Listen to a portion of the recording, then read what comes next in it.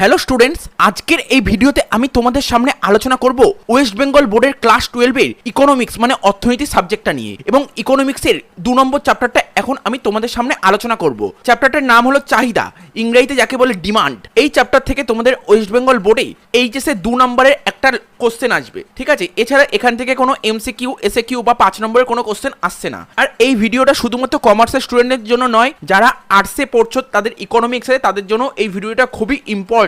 আর তোমরা যারা কমার্সে পড়ছো তারা পরের বছর অর্থাৎ বিকম যখন পড়বে তোমাদের ফার্স্ট সেমিস্টারে এই চ্যাপ্টারটা আছে, তো সবার জন্য ইম্পর্টেন্ট, ফার্স্ট সেমিস্টারের জন্য ইম্পর্টেন্ট, আবার এইচএস স্টুডেন্ট সে কমার্স হোক বা আর্টস হোক সবার জন্য ইম্পর্টেন্ট।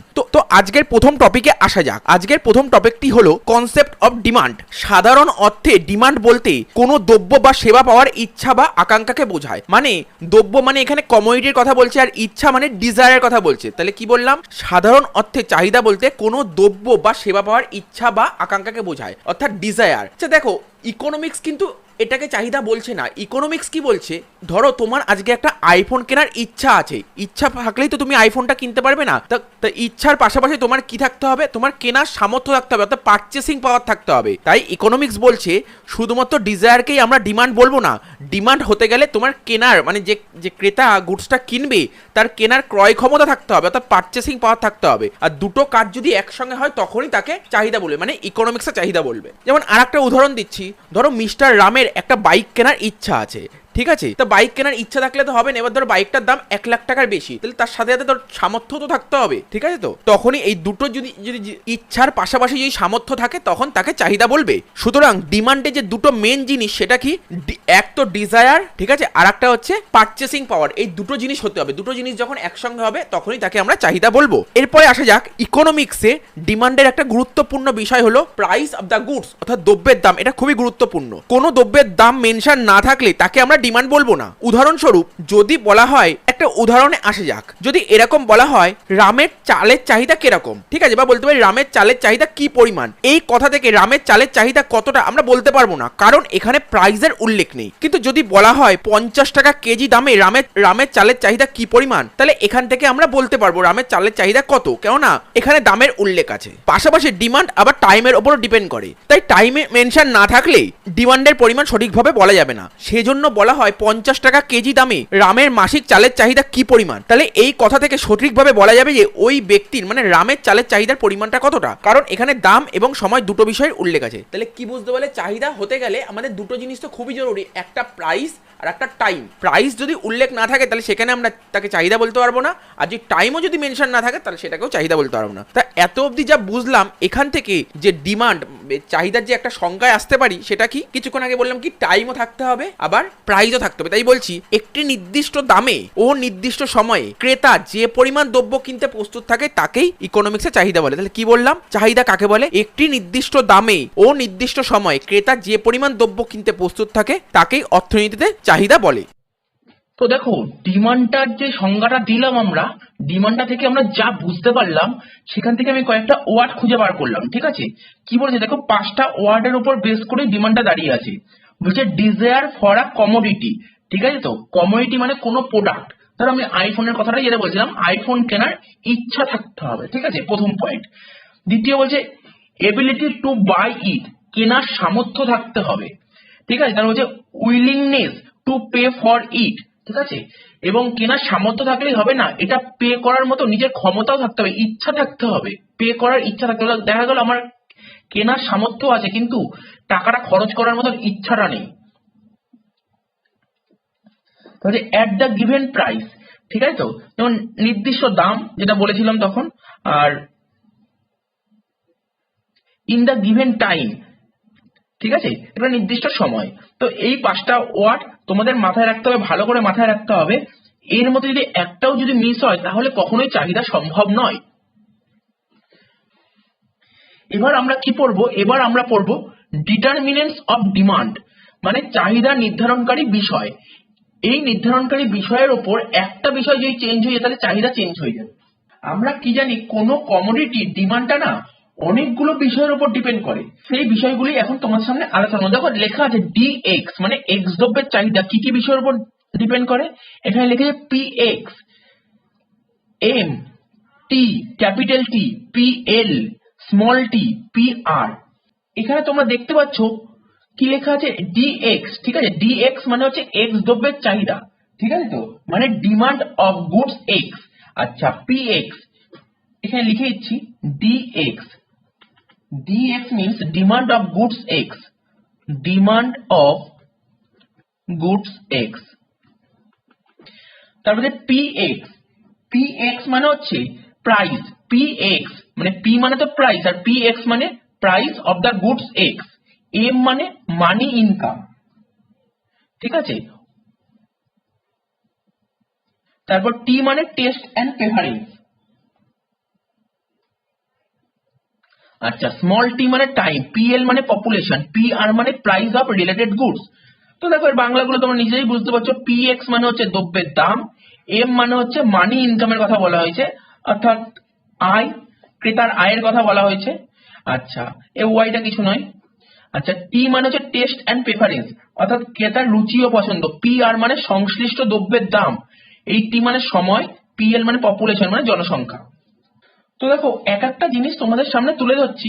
এই পিএক্স, পিএক্স মানে কি বললাম, এক্স দ্রব্যের দাম, দ্রব্যের দাম অর্থাৎ price of the goods, price of the goods. এখানে এই পি মানে বুঝতে পারছো, পি মানে প্রাইস আর ডি মানে ডিমান্ড। নর্মালি বলো কোন দ্রব্যের বা কোন কমোডিটির প্রাইস যদি বেড়ে যায়, কোন কমোডিটির প্রাইস যদি বেড়ে যায়, সেই কমোডিটির তোমার ডিমান্ড কি তোমার কাছে বাড়বে না কমবে, ঠিক আছে।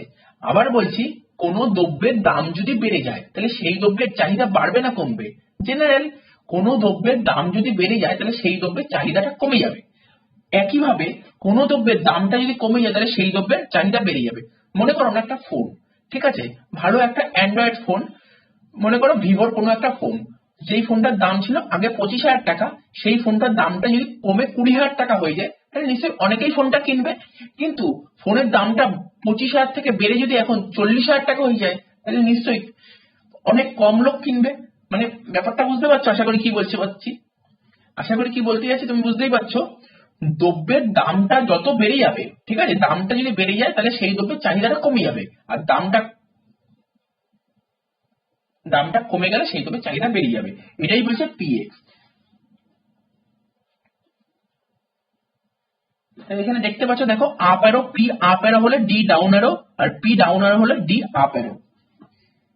তার মানে কি বুঝতে পারছো এখানে প্রাইস আর ডিমান্ডের মধ্যে কি রিলেশন আছে, ইনভার্স রিলেশন মানে বিপরীত সম্পর্ক বা নেগেটিভ রিলেশন, ঠিক আছে। এরপরে আমরা পড়বো এম, এম মানে মানি ইনকাম, ঠিক আছে। কোন দ্রব্যের চাহিদা মানি ইনকামের উপরও ডিপেন্ড করে, ঠিক আছে।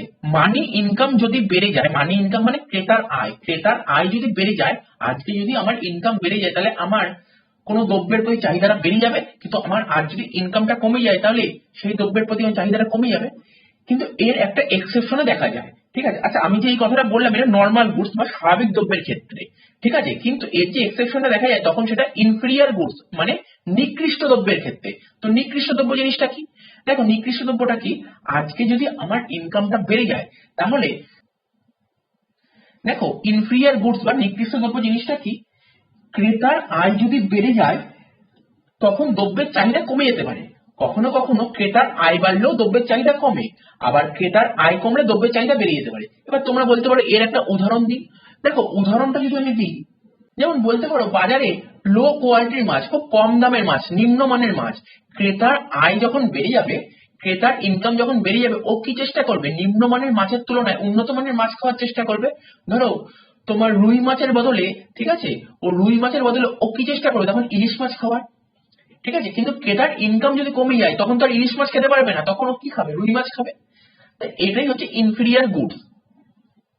বা তোমরা এই উদাহরণটাও দিতে পারো, কোনো একজন পার্সন, ধরো মিস্টার রাম, মিস্টার রামের যদি ইনকাম বেড়ে যায় তাহলে ও ডালডার পরিবর্তে ঘি খাবে, কিন্তু রামের ইনকাম যদি কমে যায় তখন তার ও ঘি খেতে পারবে না, ঘির দাম প্রচুর, ঠিক আছে, ও তখন কি খাবে, ডালডা খাবে। তাহলে এটা হচ্ছে ইনফেরিয়ার গুডস। এটা কিন্তু এর একটা এক্সেপশন দিলাম। তার মানে মানি ইনকামের উপরও ডিমান্ড ডিপেন্ড করে, মানি বেড়ে গেলে অর্থাৎ ক্রেতার আয় যদি বেড়ে যায় তাহলে ডিমান্ড বেড়ে যাবে, ক্রেতার আয় কমে গেলে ডিমান্ড কমে যাবে, ঠিক আছে। কিন্তু এর এক্সেপশন দেখা যায় কোথায়, ইনফেরিয়ার গুডস এ। এক্সাম্পলটা দিয়ে দিলাম। এবার আমরা কি পড়বো, এই যে টি, এই টি মানে টেস্ট এন্ড প্রেফারেন্স, ঠিক আছে। তো টেস্ট অ্যান্ড প্রেফারেন্সের ওপরও, কোনো দ্রব্যের চাহিদা টেস্ট অ্যান্ড প্রেফারেন্সের ওপরও ডিপেন্ড করে। ঠিক আছে, টেস্ট যদি ভালো হয় তাহলে সেই দ্রব্যের চাহিদা বাড়বে, আর টেস্ট যদি কম হয় তাহলে সেই দ্রব্যের চাহিদা কমবে। এর একটা এক্সাম্পল নেওয়া যাক। টেস্ট অ্যান্ড প্রেফারেন্স চেঞ্জ হওয়ার ফলে আমাদের ওয়েস্ট বেঙ্গলে ধুতি পাঞ্জাবি জায়গাটা নিয়ে নিচ্ছে প্যান্ট শার্ট। ঠিক আছে, অর্থাৎ টেস্ট অ্যান্ড প্রেফারেন্সের চেঞ্জ হওয়ার জন্য প্যান্ট শার্ট এর চাহিদা আস্তে আস্তে বাড়ছে। তাহলে আমরা এটা বললাম, ঠিক আছে, মানি ইনকাম বললাম, টেস্ট অ্যান্ড প্রেফারেন্স বললাম। এবার পিএল মানে পপুলেশনটা বলবো। দেখো, যেই দেশের জনসংখ্যা বেশি সেই দেশের চাহিদা অটোমেটিক্যালি বেশি হবে, আর যেই দেশের জনসংখ্যা তুলনামূলক কম সেই দেশের চাহিদাটাও কম হবে। তাই বলেছে পপুলেশন বেশি হলে চাহিদা বেশি হয়, পপুলেশন কম হলে চাহিদা কম হবে। এটা দেখো, আপ অ্যারো মানে যখন বাড়ছে, ডাউন অ্যারো মানে কমছে। তাহলে পপুলেশন হয়ে গেল। এবার পড়বো স্মল টি মানে টাইম। ঠিক আছে, তো দেখো কি বলেছে, টাইম যদি আমার অনুকূলে যায়, টাইমটা যদি আমার অনুকূলে যায় তাহলে চাহিদা বাড়বে, টাইম যদি আমার প্রতিকূলে যায় তাহলে চাহিদা কমবে। বলছে টাইমটা যদি ফেভারেবল হয় তাহলে আমার ডিমান্ড বাড়বে, টাইমটা যদি আনফেভারেবল হয় তাহলে আমার ডিমান্ডটা কমবে। এর এক্সাম্পলটা নাও একটা। ধরো সামার সিজনে, ঠিক আছে, সামার সিজনে এসি, ফ্রিজ, সফট ড্রিঙ্কস এইগুলো ডিমান্ড বাড়তে থাকে। ঠিক আছে, সামার সিজনে এসি, ফ্রিজ, তারপর হচ্ছে তোমার কোল্ড ড্রিঙ্কস এইগুলো কি হয়, ফেভারেবল। আচ্ছা, এই জন্য এই সমস্ত জিনিসের ডিমান্ডও তখন বাড়ে। কিন্তু যদি উইন্টার সিজনে চলে যায়, ঠিক আছে, উইন্টার সিজনে নিশ্চয়ই এইগুলো চাহিদা থাকবে না, তখন এটা হচ্ছে আনফেভারেবল। এবার দেখো আর একটা এটা মেন আছে, সেটা হচ্ছে পিআর মানে রিলেটেড গুডস। ঠিক আছে, প্রাইস অফ রিলেটেড গুডস। তো রিলেটেড গুডস মানে গুডস তো দু রকমের হয়, একটা সাবস্টিটিউট আর একটা কমপ্লিমেন্টারি। সাবস্টিটিউট মানে হচ্ছে পরিবর্ত দ্রব্য, আর কমপ্লিমেন্টারি মানে পরিপূরক দ্রব্য।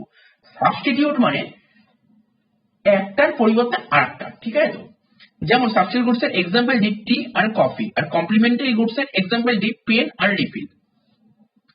দেখো ব্যাপারটা বুঝে নাও। এই দেখো, পি মানে হচ্ছে প্রাইস, টি মানে হচ্ছে চা। যদি চায়ের দাম, ঠিক আছে, চায়ের দাম যদি বেড়ে যায়, ঠিক আছে, চায়ের দাম যদি বেড়ে যায় তাহলে কি হবে, চায়ের চাহিদাটা কমে যাবে। দেখো, ডি, ডি মানে ডিমান্ড, আর টি মানে চা। ঠিক আছে, চায়ের দাম বেড়ে গেলে চায়ের চাহিদা কমে যাবে, আর চায়ের চাহিদা যদি আমার কমে যায় তখন কার চাহিদা বাড়বে, চায়ের চাহিদা কমে গেলে আমার কফির চাহিদা বাড়বে। ডি মানে ডিমান্ড, সি মানে কফি। ঠিক আছে, আর এই পিসি মানে হচ্ছে, পিসি মানে প্রাইস অফ কফি। তো একই রকম ভাবে তুমি কফি দিয়েও দেখতে পারো, কফির দাম যদি বেড়ে যায়, ঠিক আছে, তখন কফির চাহিদা কমে যাবে, তখন কি হবে, চায়ের চাহিদা বেড়ে যাবে।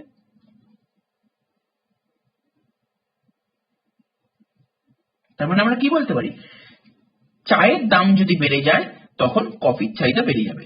আর যদি আমরা কমপ্লিমেন্টারি গুডস এর কথা বলি, দেখো পেন আর রিফিল একে অপরের পরিপূরক। পেন ছাড়া কখনোই রিফিল চলবে না, রিফিল ছাড়া পেন চলবে না। তাই বলছি পিপি মানে প্রাইস অফ পেন, ডিপি মানে demand of pen, PR price of refill, DR demand of refill. বলছে পেনের দাম যদি বেড়ে যায়, ঠিক আছে, পেনের দাম যদি বেড়ে যায় তখন পেনের চাহিদা কমে যাবে, আর পেনের চাহিদা যদি কমে যায় তাহলে নিশ্চয়ই রিফিলের চাহিদা কমে যাবে। দেখো পেন যদি কেউ ইউজ না করে তখন রিফিল দিয়ে কি হবে। ঠিক আছে, তো ব্যাপারটা বুঝতে পেরেছো। তো তোমাকে যদি কেউ বলে সাবস্টিটিউট গুডস কাকে বলে, কখনো শর্ট কোশ্চেন দেয় পরিবর্ত দ্রব্য কাকে বলে, তখন কি লিখবে, একটি দ্রব্যের পরিবর্তে মানে চায়ের পরিবর্তে অপর দ্রব্যটি ব্যবহার করা হয়। মানে চায়ের পরিবর্তে যখন কফি ব্যবহার করা হয় তখন তাকে পরিবর্ত দ্রব্য বলে। যেমন চা কফি বলেইছি মাত্র, উদাহরণটা নিয়ে আর বোঝাতে হবে না। আর পরিপূরক দ্রব্য যদি কমপ্লিমেন্টারি গুডস বলে তখন কি লিখবে, তুমি লিখবে যে দ্রব্যগুলি একসাথে ব্যবহার করা হয় তাকে পরিপূরক দ্রব্য বা কমপ্লিমেন্টারি গুডস বলে। যেমন তুমি কমপ্লিমেন্টারি গুডসে তুমি এই এক্সাম্পলটাও দিতে পারো, মোটর গাড়ি এন্ড পেট্রোল। এইবার আমরা পড়বো ল অফ ডিমান্ড মানে চাহিদার সূত্র। ইকোনমিক্সে যদি কোনো ল থাকে সবচেয়ে ইজি ল হচ্ছে ডিমান্ডের ল। ঠিক আছে, তো এই ল অফ ডিমান্ড নিয়ে কে প্রথম অ্যানালাইসিস করেছিল, প্রফেসর মার্শাল। ঠিক আছে, তিনি কি বলেছিল, কোন দ্রব্যের দাম, ঠিক আছে, কোন দ্রব্যের দাম এবং চাহিদার মধ্যে যে রিলেশন সেটাই হচ্ছে ল অফ ডিমান্ড। এই লতে কি বলা ছিল, দেখো তোমরা দেখতে পাচ্ছ, যেটা বারবার বলছি, প্রাইস যদি বেড়ে যায় তাহলে ডিমান্ড কমে যাবে, প্রাইস কমে গেলে ডিমান্ড বেড়ে যাবে। দেখো ও টি টির মাথায় দেখো এখানে একটা দাগ দেওয়া আছে, মানে আদার থিংস রিমেন কনস্ট্যান্ট। আদার থিংস রিমেন কনস্ট্যান্ট মানে অন্যান্য সকল বিষয় অপরিবর্তিত থেকে কোনো দ্রব্যের দাম যদি বেড়ে যায় তাহলে সেই দ্রব্যের চাহিদা কমে যাবে, কোনো দ্রব্যের দাম কমে গেলে সেই দ্রব্যের চাহিদা বেড়ে যাবে। ঠিক আছে, তার মানে আমরা কি দেখতে পাচ্ছি, এই প্রাইস আর ডিমান্ডের মধ্যে একটা ইনভার্স রিলেশন আছে বা বলতে পারো একটা নেগেটিভ রিলেশন আছে। ঠিক আছে, এটাই হচ্ছে ল অফ ডিমান্ড। তো এবার ল অফ ডিমান্ডে যদি কিছু অ্যাজাম্পশন বলে, মানে কিছু যদি অনুমান বলে, তাহলে আমরা কি লিখতে পারি, দেখো মানি income of a consumer must be constant. ঠিক আছে, তো মানে ক্রেতার আর্থিক আয়টা কনস্ট্যান্ট হবে। ঠিক আছে, তো taste and preference should be same, মানে ক্রেতার রুচি পছন্দটাও একই হবে। Population of the locality should remain unchange আর price of related goods must be same. এবার একটা কখনো কখনো এক্সামে এটা আসে বা না আসলেও এটা জেনে রাখো, ডিমান্ড কার্ভটা কেমন দেখতে হয় এটা এঁকে দেখাবো। ঠিক আছে, প্রথমে দেখো লিখছি শিডিউল। শিডিউল মানে হচ্ছে তালিকা। ঠিক আছে, তো তালিকাটা কি লিখবো, এখানে দেখো প্রাইস। ঠিক আছে, আর এখানে হচ্ছে ডিমান্ড বা কোয়ান্টিটি বলতে পারো।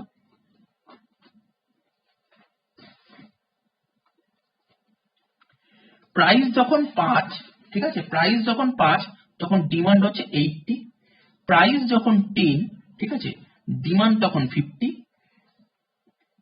প্রাইস যখন 50, ডিমান্ড তখন 30।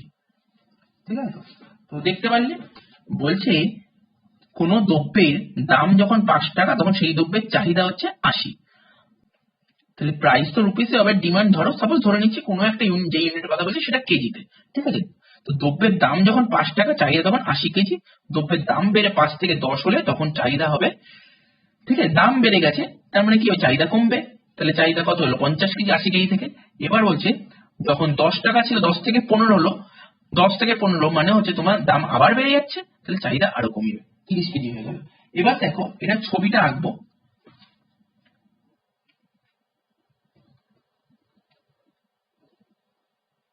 দেখো এটাকে বলে, দেখো তোমরা তো নিশ্চয়ই আগে গ্রাফ করেছো, এটা এক্স ও ওয়াই, এটা একটা লেখচিত্র গ্রাফ। এটা হচ্ছে এক্স অ্যাক্সিস আর এটা হচ্ছে ওয়াই অ্যাক্সিস। এক্স অ্যাক্সিসে আমরা কি দেখাই, আমরা দেখাই ডিমান্ড। কি দেখাবো, এক্স অ্যাক্সিসে ডিমান্ড, আর ওয়াই অ্যাক্সিসে কি দেখাবো, প্রাইস। ঠিক আছে, এখানে দেখাবো ডিমান্ড, বা লিখতে পারো কেউ কেউ লিখবে চাহিদার পরিমাণ, আর এখানে লিখবে দাম। তার মানে আমার দাম কোন দিক, এই দিকে। তো দেখো আমি দামটা উঠছে, এটা 0, তো মানে এখানে ধরে নিলাম এটা 5 টাকা, এটা 10 টাকা। ঠিক আছে, তো আর এটা 15 টাকা। তাই এখানে লিখে নাও 5 টাকা দাম, 10 টাকা দাম, 15 টাকা দাম। আর ডিমান্ড আস্তে আস্তে 0 থেকে যাচ্ছে। ঠিক আছে, তো তো এখানে ধরো 30, এখানে ধরো 30। ঠিক আছে, তো এখানে ধরো 50 আর এখানে ধরো 80। তাহলে লিখলাম 30, 50, 80। কি বলছে, দ্রব্যের দাম যখন 5 টাকা ডিমান্ড তখন 80। তো দাম যখন 5 টাকা, ঠিক আছে, দাম যখন 5 টাকা চাহিদা তখন 80।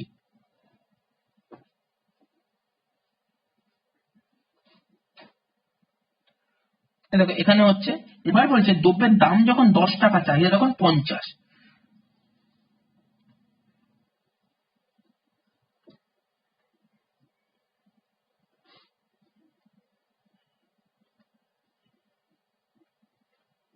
দেখো এখানে হচ্ছে, তারা বলছে দ্রব্যের দাম যখন 15 টাকা, ঠিক আছে, দাম যখন 15 টাকা চাহিদা তখন 30।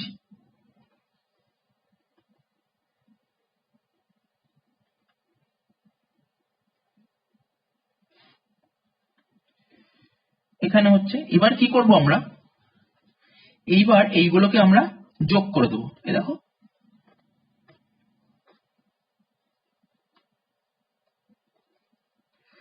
একটু বেঁকে গেল, হাতে করেছি বলে একটু বেঁকে গেছে, তোমরা স্কেলে করলে মোটামুটি অ্যাকুরেট আসবে।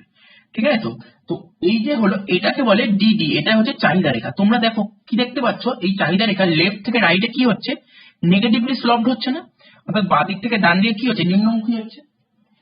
দেখো এটার সঙ্গে এটা আমরা যুক্ত করে দিতে পারি। এবার এটার সাথে এটা যুক্ত করছি, এটার সাথে এটা যুক্ত করছি, তাহলে জিনিসটা মোটামুটি তোমাদের মাথায় ঢুকে গেল ব্যাপারটা কি বললাম। এরপরে যেই কোশ্চেনটা পড়বো সেটা হচ্ছে ডিমান্ড ফাংশন। কি পড়বো, ডিমান্ড ফাংশন। তো ডিমান্ড ফাংশনকে বাংলায় বলে চাহিদা অপেক্ষক। চাহিদা অপেক্ষক কাকে বলে? দেখো তোমরা এখানে দেখো ডিটারমিনেন্টস অফ ডিমান্ড পরে দিয়েছি। অ্যাকচুয়ালি চাহিদা অপেক্ষক বা ডিমান্ড ফাংশন পড়তে গেলে তোমার ডিটারমিনেন্টস অফ ডিমান্ডই লাগে, ঠিক আছে তো? ডিটারমিনেন্টস অফ ডিমান্ড আর চাহিদা অপেক্ষক একই জিনিস, ঠিক আছে তো? কি লেখা আছে দেখো, এটা একটা ইকুয়েশন। কি লেখা আছে? dx equal to function of ব্র্যাকেটে px m t pl t pr, সব মানে বুঝিয়েছি। dx মানে হচ্ছে x দ্রব্যের চাহিদা, px মানে প্রাইস, m মানে মানি ইনকাম, t মানে টেস্ট অ্যান্ড প্রেফারেন্স, pr মানে price of related goods, t মানে টাইম, pl মানে পপুলেশন। মানে কোন দ্রব্যের চাহিদা কিসের উপর ডিপেন্ড করে? কোন দ্রব্যের চাহিদা চাহিদা নির্ধারণকারী বিষয়গুলির উপর ডিপেন্ড করে। এটা এক্স, ডিএক্স মানে কোন দ্রব্যের চাহিদা, কোন দ্রব্যের চাহিদা চাহিদা নির্ধারণকারী এই যে এই সমস্ত বিষয়গুলির উপর ডিপেন্ড করে। এই দুজনের মধ্যে যে একটা ম্যাথামেটিক রিলেশন বা বলতে পারো একটা ফাংশনাল রিলেশন, এটাই হচ্ছে তোমার ডিমান্ড ফাংশন। তো কি বলছিলাম, যে একই কথা বারবার বলছি, কোন দ্রব্যের চাহিদা অনেকগুলি বিষয়ের উপর নির্ভর করে। কি কি বিষয়ের উপর নির্ভর করে এইমাত্র বললাম, ঠিক আছে তো? তো চাহিদা নির্ধারণকারী বিষয়গুলি যে কোনো একটার পরিবর্তনের ফলে, এই যে চাহিদা যেই সমস্ত বিষয়ের উপর ডিপেন্ড করে তার উপর একটা বিষয় যদি পরিবর্তন হয় না, তাহলে চাহিদার পরিবর্তন হতে পারে। তো চাহিদা হলো ডিপেন্ডেন্ট ভেরিয়েবল, ঠিক আছে? ডিমান্ডটা কি? ডিমান্ডটা হচ্ছে ডিপেন্ডেন্ট ভেরিয়েবল, আর চাহিদা নির্ধারণকারী বিষয়গুলি হলো ইন্ডিপেন্ডেন্ট ভেরিয়েবল, ঠিক আছে? তাই বলে দ্রব্যের চাহিদার সঙ্গে চাহিদা নির্ধারণকারী বিষয়গুলির যে একটা সম্পর্ক, এটাই হচ্ছে চাহিদা অপেক্ষক। আশা করি বুঝতে পারি চাহিদা অপেক্ষক জিনিসটা কি। তো এখন যে টপিকটা তোমাদের সামনে আলোচনা করব সেটা হচ্ছে চেঞ্জ ইন কোয়ান্টিটি ডিমান্ড, ঠিক আছে তো? চেঞ্জ ইন কোয়ান্টিটি ডিমান্ড এর বাংলা হচ্ছে চাহিদার পরিমাণের পরিবর্তন। তো চাহিদার পরিমাণের পরিবর্তনকে আমরা দুদিক থেকে দেখতে পারি, একটা হচ্ছে এক্সপেনশন ইন ডিমান্ড আর একটা contraction in demand. Expansion demand মানে চাহিদার সম্প্রসারণ, আর কন্ট্রাকশন ইন ডিমান্ড মানে চাহিদার সংকোচন। দেখো ল অফ ডিমান্ড কি বলেছে? বলছে other things remain constant, price increases demand decreases, price decreases demand increases. এটাই তো আমরা পড়েছিলাম।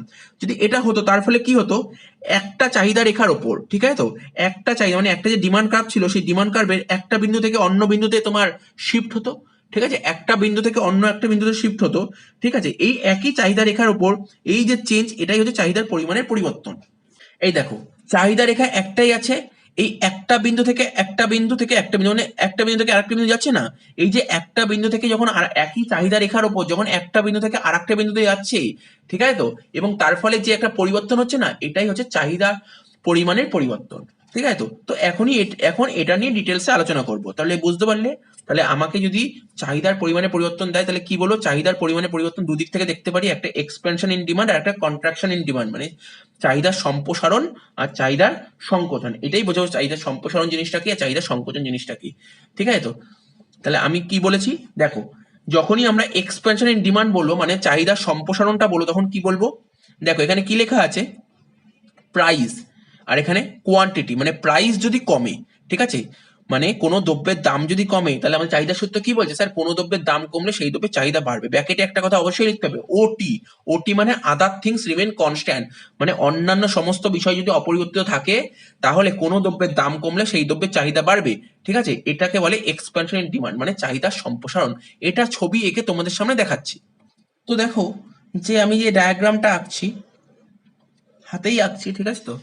তো কি বলছে, এক্স ও ওয়াই, এটা হচ্ছে একটা তোমার লেখচিত্র, ঠিক আছে? সেই লেখচিত্রে দ্রব্যের দাম যখন ওপি, ধরো দ্রব্যের দাম যখন ওপি, ঠিক আছে, চাহিদা তখন কত? O Q.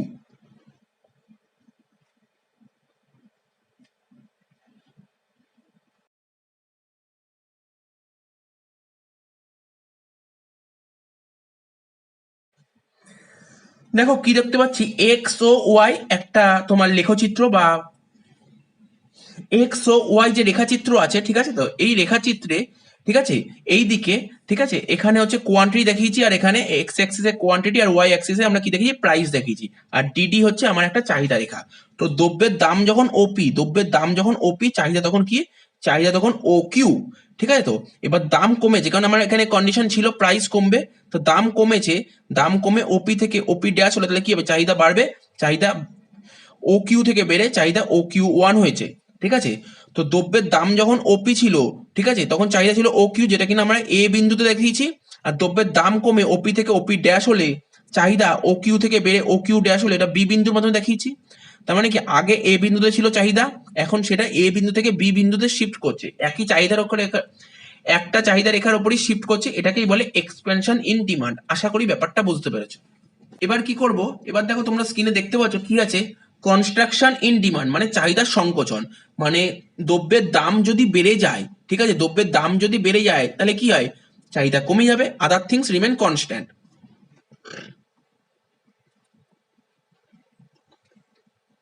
তাহলে দেখো এক্স ও ওয়াই এটা একটা রেখাচিত্র, ঠিক আছে, যেখানে কিনা এক্স অ্যাক্সিসে আমরা কি দেখাই, কোয়ান্টিটি দেখাই, আর ওয়াই অ্যাক্সিসে কি দেখাই, ওয়াই অ্যাক্সিসে আমরা প্রাইস দেখাই। এটা একটা ডিমান্ড কার্ভ ডিডি, ঠিক আছে, ডিমান্ড কার্ভ ডিডি। তো দ্রব্যের দাম যখন ওপি, ঠিক আছে, দ্রব্যের দাম যখন ওপি, চাহিদা তখন ও কিউ, ঠিক আছে। এবার দাম কি বলে, দাম বাড়বে বলেছে, ওপি থেকে দাম বেড়ে যদি ওপি ড্যাশ হয়, ওপি ড্যাশ হয়, ঠিক আছে, তাহলে দাম বাড়লে কি হবে, চাহিদা কমবে। দেখো চাহিদা এখানে ছিল ও কিউতে ছিল, চাহিদা কমে এই দিক চলে আসবে, মানে কি ও কিউ ড্যাশ, ঠিক আছে। তার মানে দ্রব্যের দাম যখন ওপি ছিল, চাহিদা তখন ছিল কত, চাহিদা ছিল তখন ও কিউ, যেটা কিনা আমরা এ বিন্দুর মাধ্যমে দেখিয়েছি। এবার দাম ওপি থেকে বেড়ে ওপি ড্যাশ হলে চাহিদা তখন ও কিউ থেকে কমে ও কিউ ড্যাশ হলো, যেটা কিনা আমরা বি বিন্দুর মাধ্যমে দেখিয়েছি, ঠিক আছে। তো তার মানে আগে চাহিদা ছিল এ বিন্দুতে, এখন চাহিদা গেছে বি বিন্দু, এ বিন্দু থেকে বি বিন্দুতে গেছে। তার মানে এখানে কি দেখতে পাচ্ছ, এই এক্সটেনশন ইন ডিমান্ড এটা ডাউনওয়ার্ড হচ্ছে, একটা বিন্দু থেকে আরেকটা বিন্দু ডাউনওয়ার্ড হচ্ছে। আর এখানে কি দেখতে পাচ্ছ, একটা বিন্দু থেকে আরেকটা বিন্দুতে আপওয়ার্ড হচ্ছে। তো জিনিসটা বোঝা গেল। এইবার আমরা যে পুরো বিষয়টা না, তো আমাকে যদি পরীক্ষায় দেয়, এটা তো তোমাদের দেবে না, আমি জাস্ট বলে দিলাম, মানে চাহিদার পরিমাণের পরিবর্তন দুদিক থেকে দেখতে পারি, ঠিক আছে, একটা হচ্ছে সম্প্রসারণ, একটা সংকোচন। এই সম্প্রসারণ আর সংকোচন দুটো জিনিসকে আমরা একটা কার্ভে দেখাবো, ঠিক আছে। তো দেখো পুরো বিষয়টা, এটা হচ্ছে এক্স ও ওয়াই রেখাচিত্র, ঠিক আছে, এইদিকে প্রাইস দেখাই আর এইদিকে আমরা কোয়ান্টিটি দেখাই, ঠিক আছে। তো আর এটা চাহিদা রেখা ডিডি, ঠিক আছে। তো দ্রব্যের দাম যখন ওপি, ধরো এটা ওপি, দ্রব্যের দাম যখন ওপি, চাহিদা তখন কত, চাহিদা তখন ও কিউ, যেটা কিনা আমরা এ বিন্দুর মাধ্যমে দেখিয়েছি, ঠিক আছে। এবার দ্রব্যের দাম যদি বেড়ে যায়, দ্রব্যের দাম ওপি থেকে বেড়ে যদি ওপি ওয়ান হয়, ও ওয়ানই করলাম, ওপি ওয়ান, দাম বেড়ে যদি ওপি ওয়ান হয় তাহলে কি হবে, দাম বাড়লে চাহিদা কমবে, কত হচ্ছে ও কিউ ওয়ান, যেটা কিনা আমরা বি বিন্দুর মাধ্যমে দেখিয়েছি।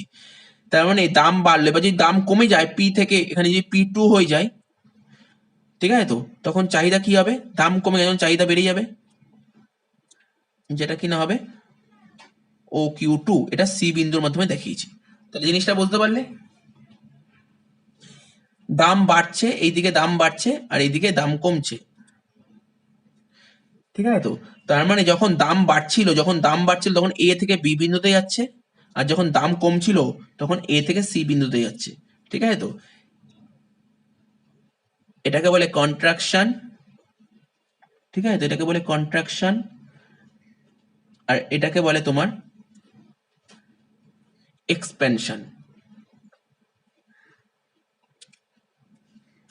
তাহলে পুরো ব্যাপারটা ক্লিয়ার করে দিলাম, কিছুই নেই জিনিসটা, জাস্ট তোমাদের কয়েকটা জিনিস বোঝালাম। হয়তো তোমাদের বইতে শুধু এই ছবিটাই পাবে, আর আমি যে আগে দুটো বোঝালাম ওইটা পাবে না, তো আমি দুটো দিয়েই বুঝিয়ে দিলাম। পরে যে টপিকটা বলো সেটা হচ্ছে change in demand. Change in demand জিনিসটা কি, দেখো আমরা তো জানতাম চাহিদা কি কি বিষয়ের উপর ডিপেন্ড করে, ঠিক আছে, শুধুমাত্র একটা বিষয়, সেটা হচ্ছে দ্রব্যের দাম মানে price.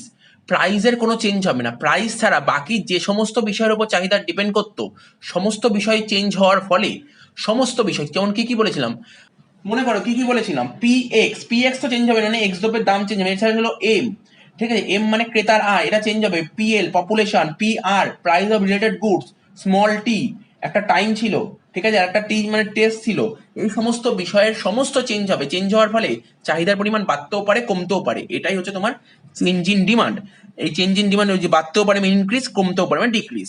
R increase in demand প্রথমে পড়বো, তারপর ডিক্রিজ ইন ডিমান্ড পড়বো। তো ইনক্রিজ ইন ডিমান্ড কি বললাম এইমাত্র, ইনক্রিজ ইন ডিমান্ড মানে ডিমান্ড বেড়ে যাবে, চাহিদা বেড়ে যাবে, চাহিদা বেড়ে যাবে, দামের তো কোনো চেঞ্জই হবে না, বাকি সমস্ত জিনিস চেঞ্জ হবে। তো এটা যদি একটা ছবি আকারে দেখাই,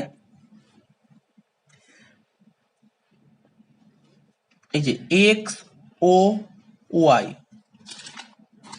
ঠিক আছে? তো এক্স ও ওয়াই, এই এক্স ও ওয়াই হচ্ছে তোমার একটা রেখাচিত্র, ঠিক আছে? রেখাচিত্রে এইদিকে কি দেখাই? এইদিকে আমরা দেখাই কোয়ান্টিটি, ঠিক আছে? তো আর এইদিকে কি দেখাই আমরা? প্রাইস।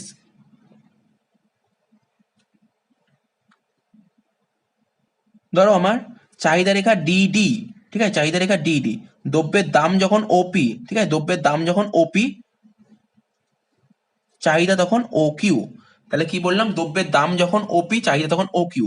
এবার বলছে দামের তো কোনো চেঞ্জ হবে না, দাম যা ছিল তাই আছে, কিন্তু চাহিদা বেড়ে যাবে। তা চাহিদা তো ডিডি ছিল, চাহিদা বেড়ে যাবে মানে ওপরের দিকে, চাহিদা বেড়ে যাবে মানে ওপরের দিকে, আর চাহিদা কমে যাবে মানে নিচের দিকে। চাহিদা বেড়ে যাবে বলেছে, তো মানে ওপরের দিকে হবে। কি হবে? ডি ডি ড্যাশ, ঠিক আছে? তো ডি ডি ড্যাশ, আর দাম তো একই আছে, তো এরকম হবে। আর এটা হচ্ছে কিউ ড্যাশ। তার মানে দ্রব্যের দাম যখন ওপি, চাহিদা তখন ও কিউ। এটা হচ্ছে আমরা এ বিন্দুর মাধ্যমে দেখিয়েছি। আচ্ছা, দ্রব্যের দাম একই থাকা সত্ত্বেও চাহিদার পরিমাণ বেড়ে গেছে, ঠিক আছে? এটা কোন বিন্দুতে দেখাবো? এটা বি বিন্দুর মধ্যে দেখাবো। তাহলে এ বিন্দু থেকে বি বিন্দুতে শিফট হচ্ছে। চাহিদা রেখা মানে চাহিদা রেখা কি ছিল? ডিডি ছিল। ডিডি চাহিদা রেখা এ বিন্দু থেকে, ঠিক আছে, ডি ডি ড্যাশ চাহিদা রেখায় বি বিন্দুতে স্থানান্তরিত হচ্ছে, ঠিক আছে? তো তার মানে বুঝতে পারলে এটা এমন কিছুই নয় increase in demand. Increase in demand হচ্ছে এই যে চাহিদা রেখা ডিডি ছিল, সেই ডিডি থেকে ডি ডি ড্যাশে স্থানান্তরিত হচ্ছে, অর্থাৎ এ বিন্দু থেকে বি বিন্দুতে স্থানান্তরিত হচ্ছে। এটাই হচ্ছে ইনক্রিজ ইন ডিমান্ড, ঠিক আছে? এবার আমরা ডিক্রিজ ইন ডিমান্ড পড়বো। কিছুই হবে না, প্রাইসের তো কোনো চেঞ্জ হবে না, কিন্তু কোয়ান্টিটির চেঞ্জ হবে। তো দেখো যেটা বললাম, কোয়ান্টিটি চেঞ্জ হবে, প্রাইসের তো কোনো চেঞ্জ হবে না, প্রাইসের কোনো চেঞ্জ হবে না, কিন্তু অন্যান্য বিষয় চেঞ্জ হবে। অন্যান্য বিষয় চেঞ্জ হওয়ার ফলে তোমার কোয়ান্টিটি চেঞ্জ হচ্ছে, মানে কোয়ান্টিটি কমে যাবে, ঠিক আছে? ডিক্রিজ ইন ডিমান্ড মানে কোয়ান্টিটি কমে যাবে। দেখো ছবিটা দেখো, দেখাচ্ছি। এটা ডিডি চাহিদা রেখা, ঠিক আছে? তো এক্স ও ওয়াই, এটা হচ্ছে একটা গ্রাফ, ঠিক আছে? গ্রাফে এইদিকে প্রাইস দেখায় আর এইদিকে কি দেখায়? কোয়ান্টিটি দেখায়, ঠিক আছে? তো তো দ্রব্যের দাম দেখো, দ্রব্যের দাম বলেছে ওপি, যখন দ্রব্যের দাম ওপি, চাহিদা তখন ও কিউ, ঠিক আছে? দ্রব্যের দাম যখন ওপি, চাহিদা তখন ও কিউ। আর এখন কি বলেছে? চাহিদা কমে যাবে। কমে যাবে মানে এটা তো মেন চাহিদা, বেড়ে গেলে ওপরে, কমে গেলে নিচের দিকে। এই দেখো কমে যাবে মানে এই যে দেখো নিচের দিকে। তার মানে দাম তো একই থাকবে, চাহিদা হচ্ছে এই দেখো এই যে চাহিদাটা আসছে, ঠিক আছে? তো তাহলে এটা হচ্ছে কিউ ওয়ান। তার মানে জিনিসটা বুঝতে পারলে, যখন দ্রব্যের দাম ওপি ছিল, চাহিদা তখন ও কিউ ছিল, যেটা কিনা এ বিন্দুর মাধ্যমে দেখিয়েছি। এখন ঠিক আছে, দ্রব্যের দাম একই থাকা সত্ত্বেও চাহিদার পরিমাণ কমে গেছে, যেটা বি বিন্দু দেখিয়েছি, মানে এ বিন্দু থেকে বি বিন্দুতে স্থানান্তরিত হচ্ছে। তাহলে জিনিসগুলো কিছুই নয়, বুঝতে পেরেছি। এখন এই দুটোকে, ঠিক আছে, মানে চেঞ্জ ইন ডিমান্ডটা, ইনক্রিজ ইন ডিমান্ড আর ডিক্রিজ ইন ডিমান্ড দুটোকে একসাথে করবো, যেটা তোমাদের বইতে দিয়েছে ছবি। তো দেখো একসাথে করলে কি হবে? এটা হচ্ছে এক্স ও ওয়াই, এটা হচ্ছে তোমাদের একটা গ্রাফ, ঠিক আছে? তো দ্রব্যের দাম ধরো এটা হচ্ছে ওপি, প্রথমে ডিমান্ড কার্ভ এটা ছিল ডিডি। তো দ্রব্যের দাম যখন ওপি, চাহিদা তখন কত? ও কিউ,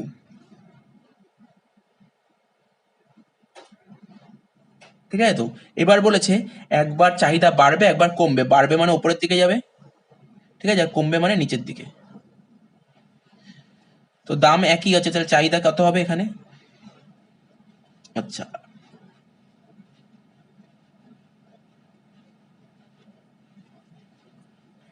এটা ডিডি চাহিদা রেখে উপরের দিকে যাচ্ছে, মানে ডিডি ওয়ান, ঠিক আছে? ডিডি ওয়ান, ডিডি ওয়ান, তার মানে এটা কি হচ্ছে? Q one.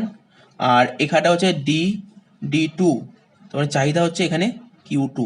তাহলে জিনিসটা বোঝার চেষ্টা করতে হবে তোমাকে, দ্রব্যের দাম যখন ওপি, চাহিদা তখন ও কিউ, যেটা কিনা আমরা এ বিন্দুর মাধ্যমে দেখিয়েছি, ঠিক আছে? দ্রব্যের দাম একই থাকা সত্ত্বেও চাহিদার পরিমাণ বেড়ে গেছে, যেটা কিনা ডি ডি ওয়ান, ঠিক আছে? এটা আমরা কোন বিন্দুর মাধ্যমে দেখিয়েছি? এটা আমরা দেখিয়েছি, দেখো এটা বি বিন্দুর মাধ্যমে দেখিয়েছি, এটা হচ্ছে বি বিন্দু, ঠিক আছে? তো এটা হচ্ছে ও কিউ ওয়ান, ঠিক আছে? তো দ্রব্যের দাম যখন ওপি, চাহিদা তখন ও কিউ ওয়ান, ঠিক আছে? যেটা কিনা আমরা বি বিন্দুর মাধ্যমে দেখিয়েছি। এবার দ্রব্যের দাম একই থাকা সত্ত্বেও, ঠিক আছে, চাহিদার পরিমাণ কমে যাবে। তার মানে আমার ডি ডি ছিল চাহিদা, মেন চাহিদা ডিডি ছিল, কমে ডি ডি টু হয়ে গেছে, ঠিক আছে? যেটা কিনা আমরা কোন বিন্দু দেখিয়েছি? কিউ টু, মানে সি বিন্দুর মাধ্যমে দেখিয়েছি। আর চাহিদাটা হচ্ছে ও কিউ টু। মানে কি বুঝতে পারলে? এ থেকে বিতে একবার যাচ্ছে, আবার এ থেকে সিতে, ঠিক আছে? তো তাহলে পুরো ব্যাপারটা মোটামুটি ক্লিয়ার করে দিলাম। ছবি এঁকে বুঝিয়ে দিলাম। এইবার তোমাদের সামনে কোশ্চেন হচ্ছে, কোশ্চেন দিতে পারে চাহিদার পরিবর্তন আর চাহিদার পরিমাণের পরিবর্তনের মধ্যে পার্থক্য। তোমরা নিজেরাই বলো দুটোর মধ্যে পার্থক্য কি হতে পারে। তো পরীক্ষায় যদি কোশ্চেন দেয় চেঞ্জ ইন ডিমান্ড আর চেঞ্জ ইন কোয়ান্টিটি ডিমান্ডের মধ্যে পার্থক্য, তোমরা কি বলতে পারো? প্রথমে একটা পয়েন্ট তোমরা বলতে পারবে change in quantity demand. Change in quantity demand মানে চাহিদার পরিমাণের পরিবর্তন। চাহিদার পরিমাণের পরিবর্তনে তোমার আদার থিংস রিমেন কনস্ট্যান্ট, আর চেঞ্জ ইন ডিমান্ডে প্রাইস কি বলছে, কোনটা কনস্ট্যান্ট? ঠিক আছে, তো প্রাইসটা হচ্ছে কনস্ট্যান্ট। তার মানে কি বুঝতে পারলে? আবার বলছি, চেঞ্জ ইন ডিমান্ড আর change in quantity demand. Change in ডিমান্ডে প্রাইস কনস্ট্যান্ট আর চেঞ্জ ইন কোয়ান্টিটি ডিমান্ডে আদার থিংস কনস্ট্যান্ট। এটা তো একটা তোমার ডিফারেন্স বলতেই পারবে। আর একটা ডিফারেন্স কি বলতে পারবে? চেঞ্জ ইন কোয়ান্টিটি ডিমান্ড দু ধরনের হয়, একটা এক্সটেনশন অফ ডিমান্ড আর কন্ট্রাকশন অফ ডিমান্ড। আর চেঞ্জ ইন ডিমান্ড দু ধরনের হয়, increase in demand, decrease in demand. Change in quantity demand আর একটা ডিফারেন্স কি বলবো? চেঞ্জ ইন ডিমান্ডটা কি? চেঞ্জ ইন ডিমান্ড জিনিসটা কি? চেঞ্জ ইন ডিমান্ড জিনিসটা হচ্ছে একটা চাহিদা রেখা থেকে আর একটা চাহিদা রেখায় স্থান পরিবর্তনই হচ্ছে চেঞ্জ ইন ডিমান্ড। আর চেঞ্জ ইন কোয়ান্টিটি ডিমান্ড কোনটা? চাহিদা রেখার এক বিন্দু থেকে আর এক বিন্দুতে স্থান পরিবর্তনই হচ্ছে তোমার চেঞ্জ ইন কোয়ান্টিটি ডিমান্ড। আর একটা কি? চেঞ্জ ইন ডিমান্ডে তোমার দাম থাকবে কনস্ট্যান্ট আর বাকি সমস্ত বিষয় পরিবর্তন হবে, কিন্তু চেঞ্জ ইন কোয়ান্টিটি ডিমান্ডে অন্যান্য সমস্ত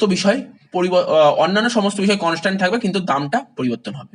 ঠিক আছে, ধরো যেই টপিকটা তোমাদের সামনে আলোচনা করবো সেটা দেখতে পাচ্ছি যে law of demand curve downward sloping. ঠিক আছে, তো বলছে আমরা তো জানি চাহিদা রেখা, আমরা যে এতক্ষণ ধরে বোঝাচ্ছিলাম চাহিদা রেখা কি দেখছিলাম, চাহিদা রেখা নেগেটিভ স্লপ। ঠিক আছে, তো নেগেটিভ স্লপ মানে চাহিদা রেখা নিম্নমুখী হয়। ঠিক আছে, তাহলে আমাকে ব্যাখ্যা করতে হবে চাহিদা রেখা কেন নিম্নমুখী হয়। ঠিক আছে, তো ডাউনওয়ার্ড স্লপ মানে হচ্ছে নিম্নমুখী। বা এরকমও কোশ্চেন থাকতে পারে চাহিদা রেখা কেন নেগেটিভ হয়। আমরা এইমাত্র বললাম প্রাইস বাড়লে কি হয়, আমরা কি দেখছিলাম, প্রাইস বাড়লে ডিমান্ড কমছিল আর প্রাইস কমলে ডিমান্ড বাড়ছিল, তাই তো? তাই নেগেটিভ স্লপ। তাহলে কেন নেগেটিভ স্লপ হয়? ঠিক আছে, তো বা চাহিদা রেখা যে নিম্নমুখী হচ্ছে তার কারণগুলো ব্যাখ্যা করে, বিভিন্ন কোশ্চেন দিতে পারে। তো এর পেছনে না 5টা কারণ আছে, এর পেছনে 5টা কারণ, যে এক একটা কারণ তোমাদের সামনে অ্যানালাইসিস করব। প্রথম পয়েন্টে দেখতে পাচ্ছি law of diminishing marginal utility. Marginal utility মানে হচ্ছে ক্রমহ্রাসমান প্রান্তিক উপযোগ বিধি। পরের পয়েন্ট বলছে ইনকাম এফেক্ট মানে আয় প্রভাব। 3 নম্বর বলছে সাবস্টিটিউশন এফেক্ট মানে পরিবর্তন প্রভাব। তাহলে change in number of consumer মানে ক্রেতার সংখ্যার পরিবর্তন। 5 নম্বর বলছে ভেরিয়াস ইউজেস মানে দ্রব্যের ব্যবহারের পরিবর্তন। এক একটা টপিক তোমাদের সামনে তুলে ধরছি, তোমাদের জিনিসটা যাতে বোঝা যায়। ঠিক আছে, প্রথম পয়েন্ট যেটা আলোচনা করব সেটা হচ্ছে law of diminishing marginal utility. উদাহরণটা ভালো করে শোনো। ধরো আমি একজনের নাম ধরলাম, ধরো মিস্টার রাম। ঠিক আছে, সারাদিন অফিস করে বাড়িতে এসছে। ঠিক আছে, তো বাড়ির বাইরে কলিং বেল আছে, কলিং বেলটা টিপলো। ঠিক আছে, তার ওয়াইফ দরজাটা খুলে দিল। এবার ওয়াইফ তার হাত থেকে ব্যাগটা নিয়ে ঘরে গিয়ে রাখলো। এবার ও কিছুক্ষণ পরেই ওয়াইফকে বললো, কিছুক্ষণ পর না, ব্যাগটা দেওয়ার সঙ্গে ওয়াইফকে বললো যে 1 গ্লাস জল দিতে, খুব তেষ্টা পেয়েছে। ও 1 গ্লাস জল চেয়েছে, বলছে একটু দাঁড়াও আমি জল দিচ্ছি। ও ওয়েট করতে পারলো না, ওর এতটাই তেষ্টা পেয়েছে গরমে। ও কি করলো, ফ্রিজ আছে, ফ্রিজটা সামনে খুলে 1 বোতল জল বের করে জল খাওয়ার চেষ্টা করছে। ঠিক আছে, জল জাস্ট 1 ফোঁটা গালের ভেতর ঢুকেছে, তখনই ওর হাত থেকে ধরো একজন বোতলটা কেড়ে নিয়েছে। তাহলে তখন ওর মনের মধ্যে কেমন হবে? ওর জলের তৃষ্ণা তো মিটলোই না, বরঞ্চ তৃষ্ণা আরো বেড়ে গেল। ঠিক আছে, তো যাই হোক বাদ দাও।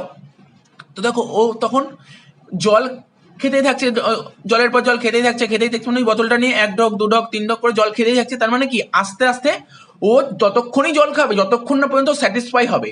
ও যদি জলটা খেয়ে যদি স্যাটিসফাই হয়ে যায় তাহলে আর জল খাবে না। তার মানে বুঝতে পারলো তো, এটাই হচ্ছে ল অফ মার্জিনাল ইউটিলিটি। ঠিক আছে, তো প্রফেসর মার্শাল কি করেছিল, এই যে মানুষ মানে যে আমাদের মতন মানুষ, যে কনজিউমারদের বিহেভটা ও ভালো করে অবজার্ভ করেছিল, তারপর থেকে এটা হয়ে গেছে ল অফ মার্জিনাল ইউটিলিটি। তো প্রফেসর মার্শাল কি বলেছিল? প্রফেসর মার্শাল বলছে আদার থিংস রিমেন কনস্ট্যান্ট মানে অন্যান্য সমস্ত বিষয় যদি অপরিবর্তিত থাকে, তাহলে কোনো একজন কনজিউমার কোনো একটা দ্রব্য ক্রমাগত ভোগ করতে থাকলে, দেখো আমি একটা এক্সাম্পল দিচ্ছি, আর একটা এক্সাম্পল দিচ্ছি। ধরো একটা ভদ্রলোক ছিল মিস্টার রহিম। ঠিক আছে, তো ওকে ধরো কেউ কমলা লেবু খেতে দিয়েছে, একটা কমলা লেবু খেতে দিয়েছে। ঠিক আছে, কমলা লেবু 1 পিস খেতে, একটা মানে কি 1 পিস কমলা লেবু খেতে দিয়েছে। তার মানে কি ও খুব ভালো লাগলো, তখন ও হাত পাতো বলে আর 1 পিস কমলা লেবু দাও। ঠিক আছে, তো তাহলে তার মানে কি প্রথমবার যে এক পিস কমলা লেবু খেলো তখন যেই তৃপ্তিটা ও পেলো সেকেন্ড বার যখন কমলা লেবুটা আবার খেলো তৃপ্তিটা একটু কম পাবে, ঠিক আছে তো। আবার তারপরের বার আবার কমলা লেবু ছিল, তখন কমলা লেবু খেলো, তখন তৃপ্তি আর একটু কম পাবে। এরকম করতে করতে যত কমলা লেবু খেতে থাকবে তত তৃপ্তিটা আস্তে আস্তে কমতে থাকবে। একটা সময় আসবে যেই সময়ের পর না ওর কমলা লেবু খেতে ইচ্ছা করবে না, তিতে লাগবে, ঠিক আছে তো। ওকে দিলেও ও খাবে না। ধরুন একটা মানুষের খুব খিদে পেয়েছে, ঠিক আছে তো, ও খেতে বসলো। তো খেতে বসলে একটা মানুষ কত ওকে যত খুশি খাবে তত খেতে থাকবে। ধরো একটা মানুষ খাচ্ছে খাচ্ছে খাচ্ছে, ধরো একটা লেভেল, দুটো লেভেল, তিনটে লেভেল অব্দি খেলো, তারপরে তো আর খেতে পারবে না। তাহলে ওভার মানে বেশি খেলে কি হবে, তোর বমিটিং হয়ে যাবে। তো ব্যাপারগুলো আশা করি বুঝতে পারছো। মানে যতটা যতক্ষণ না পর্যন্ত স্যাটিসফাই হবে ততক্ষণ ও খেতে থাকবে, ঠিক আছে তো। তো প্রফেসর মার্শাল এটাই অবজার্ভ করেছিল। তো সেটাই কি বলছি, বলছে আদার থিংস রিমেন কনস্ট্যান্ট, মানে অন্যান্য সমস্ত বিষয় যদি অপরিবর্তিত থাকে তাহলে কোনো একজন কনজিউমার কোনো একটা দ্রব্য ক্রমাগত ভোগ করতে থাকলে সেই দ্রব্যটির প্রান্তিক উপযোগিতা মানে মার্জিনাল ইউটিলিটি একটা সময় পর কমে আসবে, ঠিক আছে। এবার তোমরা বলবে স্যার মার্জিনাল ইউটিলিটি জিনিসটা কি? মার্জিনাল ইউটিলিটি তোমরা ক্লাস 11-এ পড়েছিলে, মানে প্রান্তিক উপযোগিতা। এই প্রান্তিক উপযোগিতা তোমাদের বোঝাচ্ছি, শোনো। এই দেখো তোমাদের বোঝানোর জন্য একটা উদাহরণ তৈরি করেছি। এ দেখো জিরো, একটা মানুষ ধরো কিছুই খেত না, আমি ধরো কমলা লেবুর কথাই বলছি। ও ধরো যখন একটাও কমলা লেবু খেত না তখন ওর উপযোগিতা, দেখো ইউটিলিটিকে বাংলায় বলে উপযোগিতা। এই টিইউ মানে টোটাল ইউটিলিটি আর এমইউ মানে মার্জিনাল ইউটিলিটি। টোটাল ইউটিলিটি মানে মোট উপযোগ আর এমইউ মানে প্রান্তিক উপযোগ, ঠিক আছে। ও যখন একটাও কমলা লেবু খেত না তার কাছে কোনো উপযোগ ছিল না। ও যখন একটা কমলা লেবু খেলো, ঠিক আছে, এক পিস কমলা লেবু খেলো, তখন তার উপযোগিতা ছিল 20। স্যার আপনি কি করে বুঝলেন উপযোগিতা 20? আমরা অ্যাজাম্পশন করছি, ইকোনমিক্স না অ্যাজাম্পশনের উপর বেস করে দাঁড়িয়ে, ঠিক আছে, অনুমান করছি। আমি মনে করছি যখন এক পিস কমলা লেবু খাচ্ছে তখন ওর উপযোগিতা 20। মার্জিনাল ইউটিলিটি পরে বলছি। যখন 2 পিস কমলা লেবু খাচ্ছে তখন ওর ইউটিলিটি কত হলো? 38। মানে একটা যখন কমলা লেবু খেলো তখন ইউটিলিটি 20, আর দুটো কমলা লেবু যখন খেলো তখন ইউটিলিটি হলো 38। তার মানে ইউটিলিটি কত বাড়লো? যখন একটাই 20 ছিল, 2-এ 38 হলো। মানে যখন একটা কমলা লেবু এক্সট্রা খেলো তখন ওর ইউটিলিটি 18 বাড়লো না, 20 ছিল 38 হলো। কত বাড়লো? 18 বাড়লো। এটাকেই বলে মার্জিনাল ইউটিলিটি, ঠিক আছে। বুঝতে পারলে তো? তার মানে এটাই মাথায় রাখো। ও মানে ধরো ওই মিস্টার রাম যখন অফিস থেকে ফিরে এক ঢোক জল খেলো তখন যেই ইউটিলিটি পেয়েছিল, দ্বিতীয় ঢোক জল খেলো, ঠিক আছে, যে এক্সট্রা যে ইউটিলিটি পেলো ওটাই হচ্ছে মার্জিনাল ইউটিলিটি। তার মানে কি ওই মিস্টার রাম যতক্ষণ না পর্যন্ত স্যাটিসফাই হবে ততক্ষণ পর্যন্ত ও জল খেতেই থাকবে। স্যাটিসফাই হয়ে গেলে আর জল খাবে না, ঠিক আছে, স্যাটিসফাই হয়ে গেলে আর জল খাবে না। তাহলে বুঝতে পারলে মার্জিনালিটি কি? তাই দেখো, তাই এরকম করছে দেখো। তাহলে কি হচ্ছে, 3 যখন হলো কত? 53 হলো, তখন ওর মার্জিনালিটি কত হলো? 15। কি করে হলো? 38 থেকে 53 15 হলো। তারপরে যখন আর একটা কমলা লেবু হলো 53 ছিল 64 হলো, মানে 11 ইউটিলিটি। তাহলে কি বুঝতে পারছো? মার্জিনালিটি প্রথমে 20, তারপর 18, তারপর 15, তারপর 11, এরকম করে আস্তে আস্তে মার্জিনালিটি কমে আসছে। কমতে কমতে দেখো এখানে জিরো হয়েছে, এখানে মার্জিনালিটি জিরো হয়েছে। মানে এই পজিশনে এসে ও বলছে না আমি আর কমলা লেবু খাবো না, ঠিক আছে। তারপরে কি এখানে নেগেটিভ হয়ে গেছে, দেখেছো আস্তে আস্তে নেগেটিভ হয়ে যাচ্ছে। তার মানে কি বলছে মার্শাল বলেছে যে যতক্ষণ না পর্যন্ত কনজিউমার স্যাটিসফাই হবে ততক্ষণ পর্যন্ত দাম দিতে প্রস্তুত। স্যাটিসফাই হয়ে গেলে ও আর ওই দ্রব্যের জন্য বেশি দাম দেবে না, ঠিক আছে। সেটাই বলছে কোনো দ্রব্যের দাম যখন বেড়ে যাবে চাহিদা তখন কমে যাবে। দাম যত বেড়ে যাবে চাহিদা তখন কমে যাবে, দাম কমে গেলে চাহিদা বেড়ে যাবে। আর এটা কিসে বলছে? এটাই তো তোমার ল অফ ডিমান্ড শিখেছিলে, তাই তো? ডিমান্ড কার্ভ, এই তো বললাম নেগেটিভ স্লপ। বললাম না একটা বাড়লে আর একটা কমবে। তাহলে বুঝতে পারলে কি বললাম? ল অফ মার্জিনাল ইউটিলিটি জিনিসটা কি। আচ্ছা, এই যে ইকোনমিক্সের যে ভিডিওগুলো করছি, ইকোনমিক্সের যে নোটটা হবে ইংলিশ ভার্সনের যেই নোটটা হবে, ঠিক আছে তো, সেই নোটটা আমি মানে এই ক্লাসটার শেষে একটা মানে আমি ডেসক্রিপশন বক্সে না পিডিএফ লিঙ্ক করে দেবো, ঠিক আছে, ইংলিশ ভার্সনে। ওখান দিয়ে তোমরা দেখে নিতে পারবে। আর বেঙ্গলি ভার্সনে তোমাদের বই আছেই, তোমরা জয়দেব সরকারের বইটা কিনবে, ঠিক আছে, জয়দেব সরকারের বই বা দেবযানী সরকারের বই, ওই বই দিয়ে পড়বে। আর আমি বলেই দিচ্ছি, আর তোমাদের যদি মনে হয় যে এই পয়েন্টগুলো জরুরি তাহলে আমি যে কথাগুলো বলছি তোমরা নোট করে নেবে, ঠিক আছে তো। এবার 2 নম্বর পয়েন্ট কি বলছে? 2 নম্বর পয়েন্ট বলছে ইনকাম এফেক্ট, ঠিক আছে। ইনকাম এফেক্টের কি হয়, আমরা ইনকাম এফেক্ট দুদিক থেকে দেখতে পারি, একটা রিয়াল ইনকাম আর মানি ইনকাম। তো মানি ইনকাম না ইকোনমিক্সে আলোচনা করা হয় না, ইকোনমিক্সে আলোচনা করা হয় কোনটা? Real income. দেখো মানি ইনকাম যদি জানতে চাই আমি বলছি, ধরো আগে মিস্টার এক্স যখন কাজ করতো 10,000 টাকা মাইনা পেতো, এখন মাইনা পায় 15,000 টাকা। কত টাকা বাড়লো? মানে 5,000 টাকা বাড়লো। এটা নিয়ে কখন ইকোনমিক্স আলোচনা করে? ইকোনমিক্স আলোচনা করে রিয়াল ইনকাম নিয়ে। এবার যদি তোমরা বলো স্যার রিয়াল ইনকামের একটা এক্সাম্পল দিন, ঠিক আছে? আর ইনকাম এফেক্টের ডেফিনেশনটা একটু পরে বলছি, তোমার রিয়াল ইনকামের এক্সাম্পলটা একটু দিয়ে দিচ্ছি, শোনো মন দিয়ে।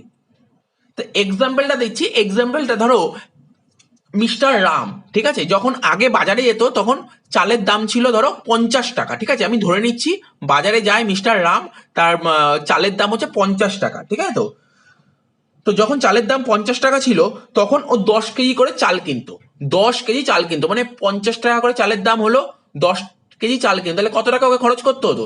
ওকে 500 টাকা খরচ করতে হতো। এবার ধরো চালের দাম 50 টাকা থেকে কমে 40 টাকা হয়ে গেছে, 50 টাকা থেকে কমে আমি একটা রাউন্ড ফিগারে নিয়ে আসলাম, ঠিক আছে, 50 টাকা থেকে কমে 40 টাকা হয়ে গেছে। তার মানে কি হবে?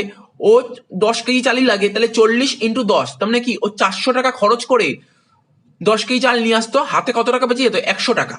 তার মানে বুঝতে পারলি, এটা হচ্ছে একটা ইনকাম এফেক্ট, এটাই হচ্ছে তোমার আয়, ওর হাতে টাকা চলে আসছে। বা এমনও হতে পারে হাতে যে 100 টাকা বেঁচে গেল, ওই 100 টাকা দিয়ে ও আরো কিছু পরিমাণ চাল কিনে আনতো, এটাকে বলছে ইনকাম এফেক্ট। তার মানে জিনিসটা মাথায় ঢুকলো? ধরো বাজারে চালের দাম ছিল 50 টাকা প্রতি কেজি, ঠিক আছে, 1 কেজি চালের দাম ছিল 50 টাকা, এবং ধরো রামের 10 কেজি চাল লাগে, তার মানে কি ও বাজারে যেত 50 ইন্টু 10, 500 টাকা দিয়ে 10 কেজি চাল নিয়ে আসতো। এখন চালের দাম 50 টাকা থেকে কমে 40 টাকা হয়ে গেছে, ওর তো লাগে 10 কেজি চাল, ও 400 টাকা দিয়ে 10 কেজি চাল নিয়ে আসতে পারছে। তার মানে কত টাকা হাতে বেঁচে যাচ্ছে? 100 টাকা। ও 100 টাকা ও হাতে বেঁচে যাচ্ছে, মানে সেভ করতে পারে, বা এমনও হতে পারে 100 টাকা দিয়ে আরো একটু বেশি পরিমাণ চাল কিনে নিয়ে আসতে পারে। এখন যদি আমাকে জিজ্ঞাসা করে ইনকাম এফেক্ট কাকে বলে, ঠিক আছে, মানে আয় প্রভাব কাকে বলে, কি বলবে তোমরা? বলবে আদার থিংস রিমেন কনস্ট্যান্ট, মানে অন্যান্য সমস্ত বিষয় যদি অপরিবর্তিত থাকে, ঠিক আছে, তাহলে যখন একটা দ্রব্যের দাম কমে, যখন একটা দ্রব্যের দাম কমে তাহলে ক্রেতার প্রকৃত আয় বাড়ে। এই যে বললাম ধরো চালের দাম আগে 50 টাকা ছিল, এখন 50 টাকা থেকে কমে 40 টাকা হয়ে গেল, তার মানে কি ক্রেতার হাতে তো টাকাটা বাড়ছে, আয় ইনকামটা বাড়ছে, ঠিক আছে। কারণ দামটা কমার আগে, চালের দামটা কমার আগে ক্রেতার যে পরিমাণ দ্রব্য কিনতো, ঠিক আছে, এখন তো তার চেয়ে বেশি পরিমাণ দ্রব্য কিনতে পারবে, ঠিক আছে। বা এমনও হতে পারে আগে যেই পরিমাণ দ্রব্য কিনতো সেই পরিমাণ দ্রব্য তো কিনছে, কেনার পরেও হাতে বেশ কিছু পরিমাণ টাকা থেকে, যে 100 টাকা বেঁচে যাচ্ছে, ঠিক আছে। তো এই টাকা দিয়ে কি বললাম, এটাই বললাম, এই টাকা দিয়ে ও আরো কিছু পরিমাণ দ্রব্য কিনতে পারবে, এটাকেই বলে ইনকাম এফেক্ট। তাহলে আশা করি বোঝা গেল ইনকাম এফেক্ট জিনিসটা কি। তাহলে আমরা রিয়াল ইনকামটা কি বলতে পারি? এ ধরো পি এক্স, ঠিক আছে, পি এক্স মানে এক্স দ্রব্যের দাম যখন কমবে, এক্স দ্রব্যের দাম যখন কমবে তাহলে ওর কি হবে? এক্স দ্রব্যের দাম কমলে ওর হাতে ইনকামটা বাড়বে, মানে ওর রিয়াল ইনকাম, আর এম লিখলাম, ঠিক আছে, রিয়াল ইনকাম কি হবে তখন? বাড়বে। রিয়াল ইনকাম বাড়বে মানে চাহিদা বাড়বে। তাহলে বুঝতে পারলে কি বললাম? এক্স দ্রব্যের দাম, এখানে এক্স দ্রব্য বলতে ধরো চালের কথা বলছি, চালের দাম যখন কমবে তার মানে কি হবে? চালের দাম কমলে কি হবে? ওর হাতে ইনকামটা বাড়বে এবং চাহিদাটাও বাড়বে। যদি উল্টো হয়ে যায়, যদি এক্স দ্রব্যের দাম বেড়ে যায় তখন কি হবে? ওর ইনকামটা কি হবে? ইনকামটা কমে যাবে, মানে চাহিদাটাও কমে যাবে। তো আশা করি ব্যাপারটা বুঝতে পেরেছো ইনকাম এফেক্ট। এবার বলবো সাবস্টিটিউশন এফেক্ট। সাবস্টিটিউশন এফেক্ট জিনিসটা কি জানো? পরিবর্ত প্রভাব। এই দেখো এর উদাহরণটা তোমরা নিজেরাই দেখতে পাচ্ছ, পরিবর্ত প্রভাব। টি আর কফি, টি আর কফি, টির দাম যদি বেড়ে যায়, টি মানে চায়ের দাম, চায়ের দাম যদি বেড়ে যায়, ধরো চায়ের দাম যদি বেড়ে যায়, আমরা কি জানি? আমরা কিছুক্ষণ আগেই বললাম পরিবর্ত দ্রব্য, আমাদের যে সাবস্টিটিউট গুডস আছে, চা কফি দুটো সাবস্টিটিউট গুডস, ঠিক আছে। তো আমরা যদি চা না পাই তাহলে চার পরিবর্তে কি খাই? কফি খাই। তাহলে ধরো চায়ের দাম যদি বেড়ে যায় তাহলে কি আমরা কি করব? চা নিশ্চয়ই খাবো না, চায়ের পরিবর্তে কি খাবো? কফি খাবো। তাই বলে চায়ের দাম যদি বেড়ে যায় তাহলে আমার কাছে কফির চাহিদা বেড়ে যাবে, বুঝতে পারলে? চায়ের দাম যদি বেড়ে যায় তখন আমরা চায়ের পরিমাণ, চা খাওয়ার পরিমাণটা কমিয়ে দেবো, উপরন্তু আমরা কফি খাওয়ার পরিমাণ বাড়িয়ে দেবো। ধরে নিচ্ছি কফির দাম বাড়েনি, কফির দাম একই আছে। আর যদি চায়ের দাম যদি কমে যায়, চায়ের দাম যদি কমে যায়, চায়ের দাম যদি কমে যায় তাহলে আমরা কি করবো? চাটা বেশি করে খাবো, চাটা বেশি করে খাবো মানে তখন তোমার কফির চাহিদা তোমার কমে যাবে। তাহলে বোঝা গেল? আবার বলছি, তাহলে সেটাই আমি বলছিলাম, চায়ের দাম যদি বেড়ে যায়, তখন আমার চায়ের চাহিদা কমে যাবে, কফির চাহিদা বেড়ে যাবে। আর চায়ের দাম যদি কমে যায়, ঠিক আছে, চায়ের দাম যদি কমে যায় তখন চায়ের চাহিদা বেড়ে যাবে এবং কফির চাহিদা কমে যাবে। এটাই বলছে সাবস্টিটিউশন এফেক্ট, মানে পরিবর্ত প্রভাব। তো এখন যদি পরিবর্ত প্রভাব জিনিসটা তোমরা যদি একটু লিখতে চাও, কিভাবে লিখবে কোনো দ্রব্যের দাম কমলে, যেমন চায়ের দাম যদি কমে যায় তাহলে কি হয়, ওই দ্রব্যের আপেক্ষিক দাম কমে যায়। কোনো দ্রব্যের দাম যদি কমে যায় না, তাহলে সেই দ্রব্যের আপেক্ষিক দামটা কমে যায়। ফলে অপেক্ষাকৃত বেশি দামের দ্রব্যের পরিবর্তে দ্রব্যের পরিবর্তে ক্রেতা ওই দ্রব্যটি বেশি পরিমাণে কেনে। ঠিক আছে, আবার কোনো দ্রব্যের দাম বাড়লে ওই দ্রব্যের আপেক্ষিক দাম বাড়ে, ফলে অপেক্ষাকৃত কম দামের পরিবর্ত দ্রব্য ক্রেতা বেশি পরিমাণে কেনে, ফলে যে দ্রব্যের দাম বাড়ে সেই দ্রব্যের চাহিদা কমে। একেই বলে পরিবর্ত প্রভাব। তাহলে আবার বলছি, কোনো দ্রব্যের দাম যখন কমে যায় তাহলে সেই দ্রব্যের আপেক্ষিক দাম কমে যায়। কোনো দ্রব্যের দাম, ধরো চায়ের দাম যদি কমে যায় তাহলে চায়ের আপেক্ষিক দাম কমে যাবে, ঠিক আছে। ফলে তো মানুষ তো তখন তার কফি খাবে না, তখন চাই খাবে, সেটাই বলেছে, ঠিক আছে। আবার কোনো দ্রব্যের দাম যদি বেড়ে যায় তাহলে সেই দ্রব্যের আপেক্ষিক দাম বেড়ে যায়, মানে চায়ের দাম যদি বেড়ে যায় তাহলে চায়ের আপেক্ষিক দাম বেড়ে যাবে, তাহলে চা তো আর মানুষ বেশি খাবে না, তখন কফি খাবে। এটাই হচ্ছে পরিবর্ত প্রভাব। তো তোমরা বুঝে গেছো ব্যাপারটা, তোমরা লিখতে পারবে। এবার ধরো কি বলে, change in number of consumer, ঠিক আছে। তো ধরো একটা এক্সাম্পল দিচ্ছি, ঠিক আছে। যখন আমাদের রাজ্য কি বলে, ধরো আমাদের শহরে, কলকাতা শহরে যখন টিভি প্রথম চালু হয়েছিল, ঠিক আছে, তখন টিভির তো প্রচুর দাম ছিল। তখন কটা মানুষ টিভি কিনতে পারতো, তাই তো? তখন কটা মানুষ টিভি কিনতো, সেরকম মানুষ কিনতো না, ঠিক আছে তো। কিন্তু টিভির দাম যখন পড়ে গেল, মানে টিভির দাম যখন অনেক কমে গেল, তখন প্রচুর মানুষ টিভি কিনতে আগ্রহী প্রকাশ করলো। ধরো না, তুমি স্মার্টফোনের কথা বলো, ঠিক আছে তো। একটা সময় ধরো 2005-06 সালে বলছি, এখন সেই ফোন তো উঠেই গেছে। সেই ফোনের দাম ধরো ওই তোমার ব্ল্যাক অ্যান্ড হোয়াইট সেটগুলো, ঠিক আছে, খুব সম্ভবত নোকিয়া 1100, তো সেই ফোনগুলোর দাম ছিল তখন ধরো 6,000 টাকা, ঠিক আছে তো। তো সেই ফোনগুলো তো এখন মার্কেট থেকে উঠেই গেছে, বা পাওয়া গেলেও ধরো 300-400 টাকায় পাওয়া যাচ্ছে। তার মানে তোমরা বুঝতেই পারছো, যখন কোনো দ্রব্যের দাম কমে যাবে, ঠিক আছে, বাজারে নতুন নতুন ক্রেতার আবির্ভাব ঘটবে, ঠিক আছে। কোনো দ্রব্যের দাম কমে গেলে নতুন নতুন ক্রেতা বা কনজিউমারের আবির্ভাব ঘটবে। কিন্তু কোনো দ্রব্যের দাম যদি বেড়ে যায় তাহলে নিশ্চয়ই কনজিউমারের সংখ্যা কমে যাবে। তাই এখানে বলেছি, পারচেস অফ গুডস, কোনো দ্রব্যের দাম যদি কমে যায় তাহলে ক্রেতার হাতে কেনার ক্ষমতা বেড়ে যাবে, ঠিক আছে তো। আর সঙ্গে সঙ্গে বাজারে কনজিউমার সংখ্যাও বেড়ে যাবে। তো সুতরাং তোমরা বুঝতে পেরেছো ব্যাপারটা কি বলেছে। আর এই জিনিসটা ফার্স্ট অবজার্ভ কে করেছিল জানো? এই জিনিসটা ফার্স্ট অবজার্ভ করেছিল প্রফেসর স্যামুয়েলসন। তিনি কি দেখেছিল? তিনি দেখেছিল দ্রব্যের দাম যদি কমে যায় তাহলে যে সমস্ত ক্রেতারা আগে দ্রব্যটি কিনতে পারতো না, এখন তারা কিনতে পারে, ঠিক আছে। প্রফেসর স্যামুয়েলসন এটাই পর্যবেক্ষণ করেছিল। ফলে সেই দ্রব্যটি চাহিদা বাড়ে। আর অপরদিকে কোনো দ্রব্যের দাম যদি বেড়ে যায়, ঠিক আছে, তখন কোনো কোনো ক্রেতা দ্রব্যটি আর কিনতে পারে না, ঠিক আছে, ফলে সেই দ্রব্যের চাহিদা কমে যায়। তো ব্যাপারটা বুঝতে পারলে, এই কারণে তো তোমার চাহিদা রেখা তোমার নেগেটিভ স্লপ হচ্ছে। আর একটা কি বলছে, ভেরিয়াস ইউজ।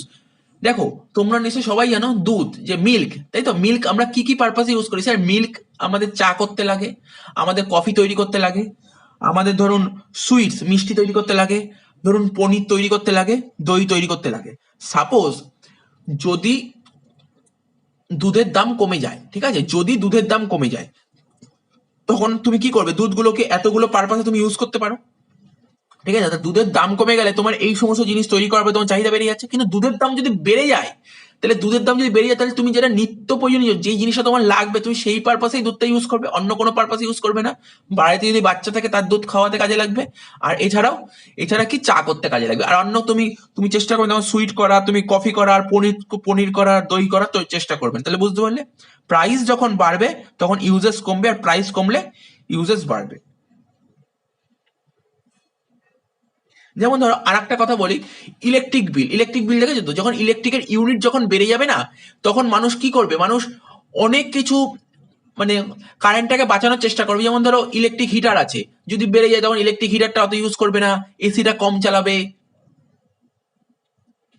কিন্তু যদি দেখে যায় যে না, ইউনিট তো এখন কমে গেছে, চলো যত খুশি ইলেকট্রিসিটি ইউজ করা যাক, ঠিক আছে, আগে যেগুলো ইউজ করতে এখন সেগুলো ইউজ করবে। আমি আশা করছি আমি যেইগুলো উদাহরণগুলো তোমাদের সামনে তুলে ধরলাম তোমাদের মাথায় গেঁথে গেছে, ঠিক আছে তো। তো তোমাদের তো পরীক্ষায় এরকম কোশ্চেন দেবে না, তোমাদের পরীক্ষায় দেবে খুব জোর হলে দেবে চাহিদা রেখা নিম্নমুখী হয় কেন, তার পেছনে দুটি কারণ দেখাও, তো দুটি পয়েন্ট বলে দেবে। ঠিক আছে, আমি জিনিসগুলো পয়েন্টগুলো বুঝিয়ে দিলাম। দেখো এখন যেই কোশ্চেনটা তোমাদের সামনে আলোচনা করব সেটা হচ্ছে exception of law of demand, মানে চাহিদা সূত্রের ব্যতিক্রম। দেখো আমরা ল অফ ডিমান্ডে কি শিখেছি, প্রাইস যদি ইনক্রিজ করে তাহলে ডিমান্ড ডিক্রিজ করবে, আর প্রাইস যদি ডিক্রিজ করে তখন ডিমান্ড ইনক্রিজ করবে, এটাই শিখেছি। তো আমরা ডিমান্ড কার্ভটা কি দেখলাম, বাঁ দিক থেকে ডান দিকে নিম্নমুখী হয়, মানে বলতে পারি লেফট টু রাইট নেগেটিভ স্লপড হয়। তো আমরা কি দেখলাম, ডিমান্ড কার্ভটা লেফট টু রাইটে কেমন শিফটিং হচ্ছে, ডাউনওয়ার্ড স্লপিং বা তোমার নেগেটিভলি।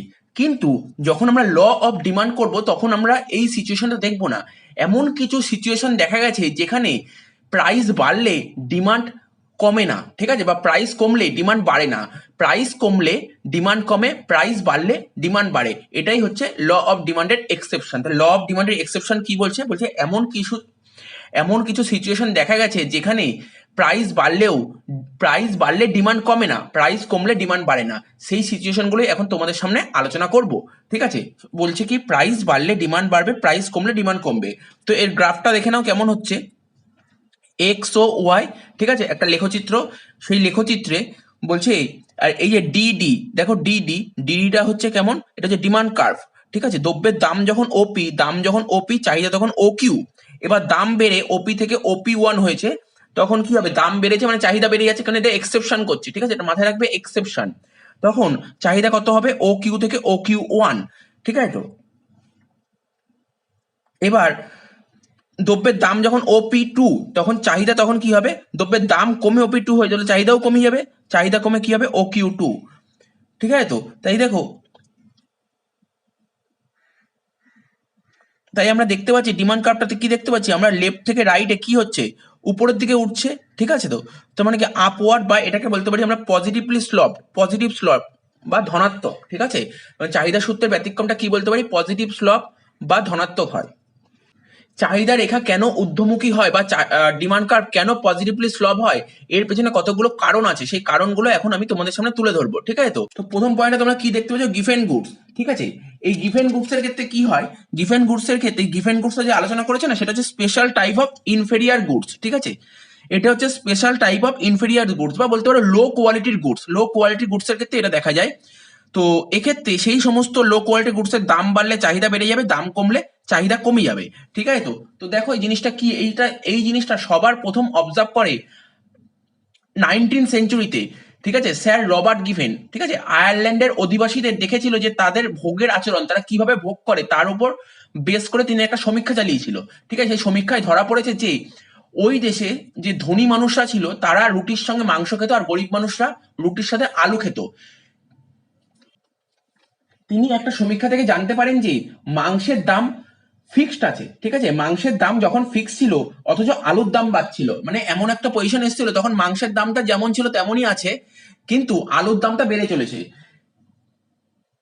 কিন্তু ওই দেশে যে গরিব মানুষরা আছে তাদের ইনকামটা এতটাই কমে গেছে যে যে তারা বেশি দামের মাংস তো কিনতে পারতোই না, বরঞ্চ তারা তাতে খেতে হবে তাই তারা আলু বেশি করে কিনতো। আবার আলুর দাম কমলে তারা আলুটা কম কিনে ওরা চেষ্টা করতো যাতে কিছু পরিমাণ মাংস কেনা যায়। আর এক্ষেত্রে তোমার চাহিদার নিয়মটা কার্যকর হচ্ছে না। তাহলে কি বললাম, আবার বলছি শুনে নাও। আয়ারল্যান্ডের যে অধিবাসী ছিল তাদের প্রিয় খাদ্য ছিল কি, তাদের প্রিয় খাদ্য ছিল আলু এবং মাংস। ঠিক আছে, 19 সেঞ্চুরিতে আয়ারল্যান্ডের অধিবাসীদের বেশিরভাগ মানুষই ছিল গরিব, ফলে তারা আয়ের বেশিরভাগ টাকা দিয়েই তাদের প্রধান খাদ্য আলু কিনতো। ঠিক আছে, এবং আয়ের সামান্য অংশ দিয়ে তার মাংস কিনতো। এরকম অবস্থায় দেশে দুর্ভিক্ষ দেখা দিয়েছে। আয়ারল্যান্ডে সেই সময় দুর্ভিক্ষ দেখা দিয়েছিল। দুর্ভিক্ষ দেখা দেওয়ার ফলে কি হয়েছিল, তখন আলুর দাম বেড়ে গেছিল, আর আলুর দাম বেড়ে যাওয়ার ফলে তাদের পারচেসিং পাওয়ার কমে গেছিল। তো তোমরা তখন বলতে পারো স্যার আলুর দাম তো বেড়ে গেছে, তাহলে আলুর দাম বেড়ে গেছে মানে আলু কম করে কিনবে। কিন্তু না, আলু আর মাংসের মধ্যে কম্পেয়ার করি, আলুর তুলনায় মাংসের দাম প্রচুর, তাহলে তখন তো আর যেহেতু তখন দেশে দুর্ভিক্ষ দেখা যায় তখন তো আর মাংস খেতে পারবে না, তাই তারা আলুর দাম বেড়ে গেলেও আলু কিনতো। এখানে আলু হচ্ছে এক ধরনের নিকৃষ্ট দ্রব্য, ইনফেরিয়ার গুডস। এই ইনফেরিয়ার গুডসকেই আমরা গিফেন দ্রব্য বলে থাকি। আবার অনেকে এটাকে গিভেন এফেক্টও বলে থাকে। তাহলে জিনিসটা বুঝতে পারলে ব্যাপারটা। তো এই জিনিসটা প্রথম অবজার্ভ করেছিল স্যার রবার্ট গিভেন, তার থেকে এটা হয়ে গেছে গিভেন গুডস। তো উনি কি বলেছিল তুমি এইমাত্র দেখলে যে আলুর দাম বেড়ে গেলে আলুর চাহিদা বেড়ে যাচ্ছে, ঠিক আছে তো, আবার আলুর দাম যখন কমে যাচ্ছে তখন আলুর চাহিদা কমে যাচ্ছে, ঠিক আছে তো। তো বোঝা গেল। এরপরে হচ্ছে নেসেসিটি গুডস। আমাদের জীবন ধারণের জন্য এমন অনেক গুডস আছে যেগুলো খুব প্রয়োজনীয়, যেগুলো ছাড়া আমরা চলতে পারবো না, ঠিক আছে। এরকম কয়েকটা গুডসের নাম বলছি: water, food, net card, milk, rice, vegetable. এই সমস্ত জিনিসের দাম বাড়লেও, ঠিক আছে, এই সমস্ত জিনিসের দাম বাড়লেও আমাদের চাহিদা যা ছিল তাই থাকবে, ঠিক আছে। আর এই সমস্ত জিনিসের দাম কমলেও আমাদের চাহিদা যা ছিল তাই থাকবে। তো দেখো না, এরকম কখনো হবে জলের দাম বেড়ে গেলেও কি আমরা জল খাবো না, ঠিক আছে, এটা কখনো হতে পারে না। তো এই ব্যাপারগুলো তোমাকে মাথায় রাখতে হবে, নেসেসিটি গুডস। কিন্তু এখানে বলছি কি, প্রাইসের দাম আপও হতে পারে আবার ডাউনও হতে পারে, ডিমান্ড যা ছিল তাই থাকবে। তাই উপরে একটা দাগ দিয়েছি, দেখতে পাচ্ছ। তারপর হচ্ছে স্ট্যাটাস সিম্বল প্রোডাক্ট, ঠিক আছে তো। কনজিউমাররা এমন কিছু দ্রব্য কেনে যেগুলো কিন্তু তাদের ইউজ করার জন্য কেনা হয় না, ঠিক আছে, যেগুলো তাদের ইউজ করার জন্য কেনা হয় না। কেন কেনে? তাদের স্ট্যাটাসটা দেখানোর জন্য কেনা হয়। মানে আমরা যে সোসাইটিতে বিলং করি সেই সোসাইটিতে এমন অনেক ধরনের ক্রেতা আছে যারা কিনা দ্রব্য কেনে ভোগ করার জন্য নয়, কেন? স্ট্যাটাসটা দেখানোর জন্য দ্রব্য কেনে, ঠিক আছে। যেমন ধরো তোমার উদাহরণ তোমরা দেখতেই পাচ্ছ, কি কি উদাহরণ আছে: diamond, costly carpet, furniture, BMW car, SUV car, ঠিক আছে, আইফোন। এই সমস্ত জিনিস ছাড়াও আমাদের চলে যেতে পারে, কিন্তু এই সমস্ত জিনিস কেন কেন হয়? স্ট্যাটাস দেখানোর জন্য। তো এই সমস্ত জিনিসের দাম যদি বেড়ে যায়, এই সমস্ত গুডসের দাম বা এই সমস্ত প্রোডাক্টের দাম যদি বেড়ে যায়, তখন আমাদের চাহিদা বেড়ে যায়। কেন? এই কারণে চাহিদা বাড়ে যে, তো এই সমস্ত জিনিসের দাম যদি বেড়ে যায় তাহলে আমাদের চাহিদা বেড়ে যায়। তো এটা সব মানুষের ক্ষেত্রে প্রযোজ্য নয়, যারা একটু মানে ধনী, মানে রিচ প্রকৃতির মানুষ, ঠিক আছে, তাদের ক্ষেত্রে এটা ম্যাটার করে, ঠিক আছে। এবং তারা তখন কেন কেনে? তাদের স্ট্যাটাসটাকে ধরে রাখার জন্য, ঠিক আছে, এটা তাদের স্ট্যাটাস মেনটেন পায়। আর যদি এই সমস্ত দ্রব্যের প্রাইসটা যদি কমে যায় তখন তাদের ডিমান্ডও কমে যায়। তার মানে বুঝতে পারলে। আর এইটা প্রথম কে অবজার্ভ করে? এটা প্রথম অবজার্ভ করে প্রফেসর ভেবলেন, তারপর থেকে এটা হয়ে গেছে ভেবলেন গুডস। এরপর কি? এরপর বলছে ফিউচার এক্সপেকটেশন। ফিউচার এক্সপেকটেশন কি? একটা উদাহরণ দিচ্ছি, আগে শোনো। ধরো চাল, এখন চালের দাম ধরো মার্কেটে 50 টাকা, ঠিক আছে।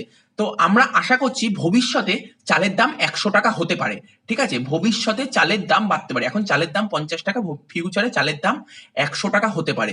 তার মানে কি, এখন কি নিশ্চয়ই আমার চালের চাহিদা বাড়বে, ঠিক আছে, কারণ আমি কি চাইবো? আমি চাইবো চালটাকে মজুত করে রাখতে, ঠিক আছে। তাই বলছি সেক্ষেত্রে চালের দাম বাড়লে চাহিদা বাড়বে, ঠিক আছে, কারণ ফিউচারের কথা ভেবে।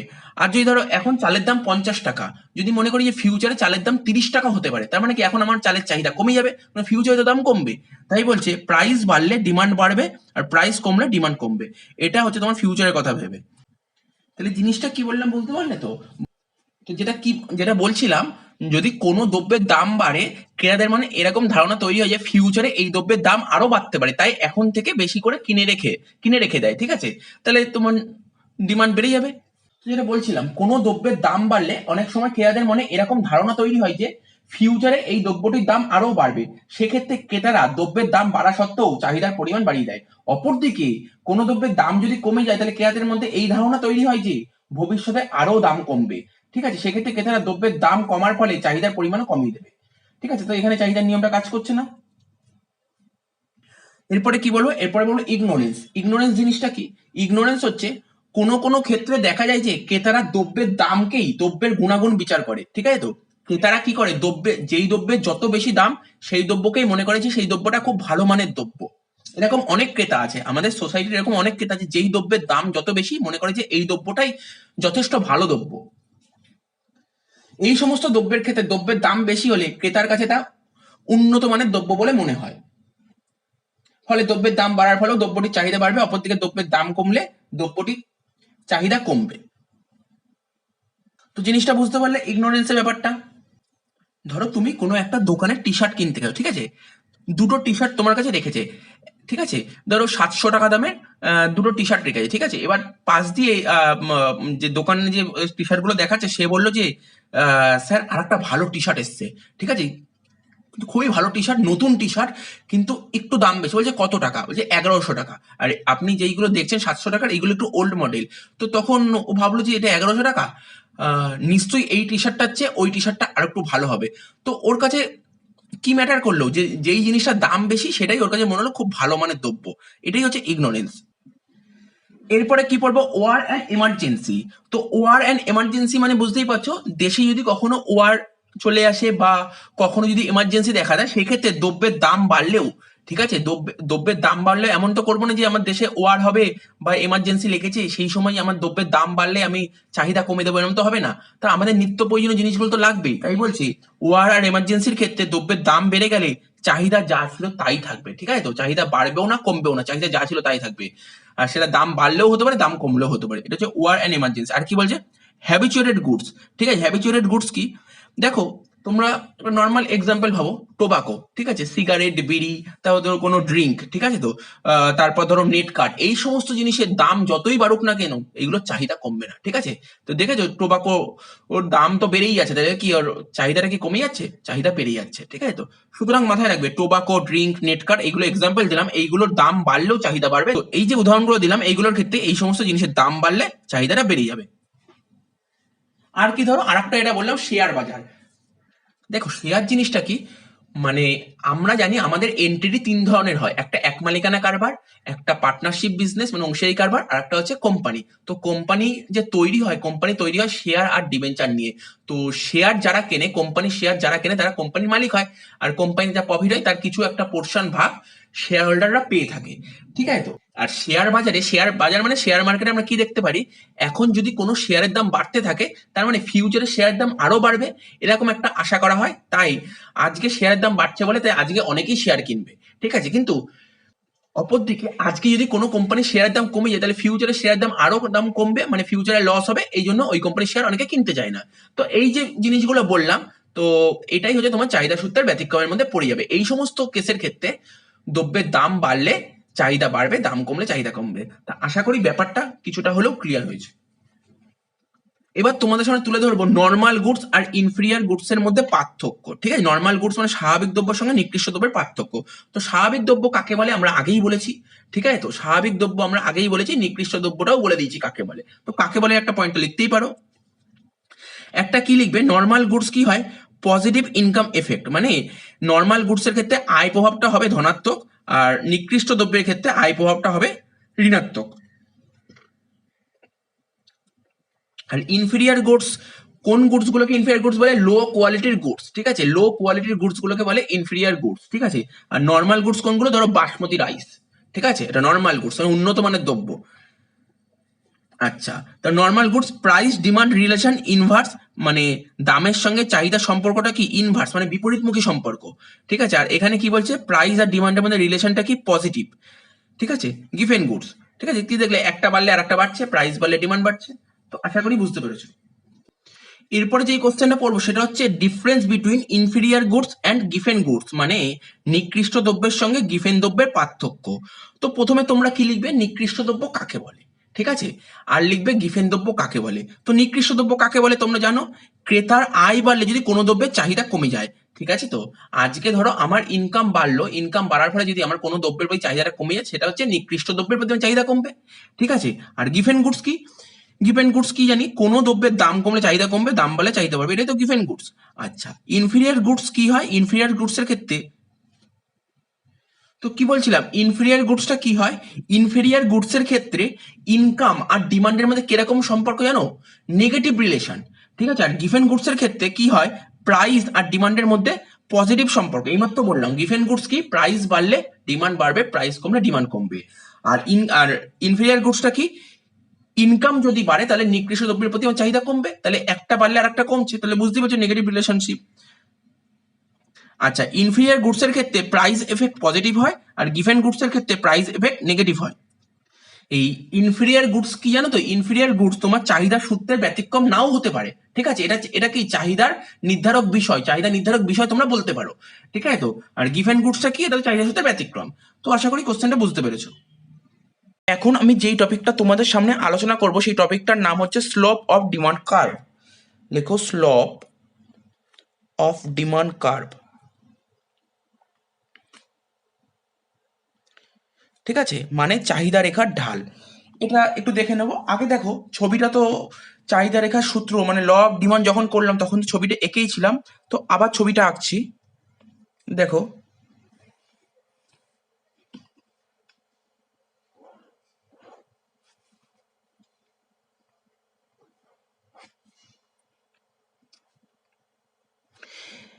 এটা একটা লেখচিত্র আঁকলাম, মানে গ্রাফ এক্স ও ওয়াই, এটা হচ্ছে একটা লেখচিত্র বা বলতে পারো একটা গ্রাফ। ঠিক আছে, এটা হচ্ছে এক্স অ্যাক্সিস আর এটা হচ্ছে ওয়াই অ্যাক্সিস। এক্স অ্যাক্সিসে কি দেখাই, আমরা দেখাই কোয়ান্টিটি। এক্স অ্যাক্সিসে আমরা দেখাই কোয়ান্টিটি, আর ওয়াই অ্যাক্সিসে কি দেখাই, প্রাইস দেখাই। ঠিক আছে তো, আর এটা ধরো আমার একটা ডিমান্ড কার্ভ ডিডি। ঠিক আছে তো, এইবার দ্রব্যের দাম, ঠিক আছে, প্রাইস, ধরো দ্রব্যের প্রাইস যখন ওপি, ঠিক আছে, দ্রব্যের দাম যখন ওপি, ঠিক আছে, আর চাহিদা তখন কত, চাহিদা তখন ও কিউ। ঠিক আছে, ও কিউ, দ্রব্যের দাম যখন ওপি, চাহিদা তখন ও কিউ। তাহলে এর সঙ্গে যুক্ত করে দিই।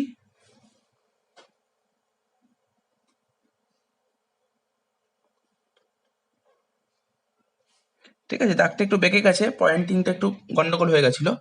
এবার দ্রব্যের দাম তো ওপি, দ্রব্যের দাম যদি কমে গেছে, ধরো দ্রব্যের দাম কমে ওপি ড্যাশ হয়েছে, ধরো এরকম জায়গায় দ্রব্যের দাম কমে ওপি ড্যাশ হয়েছে, ঠিক আছে, ওপি ড্যাশ হয়েছে, তখন চাহিদাটা কত হবে,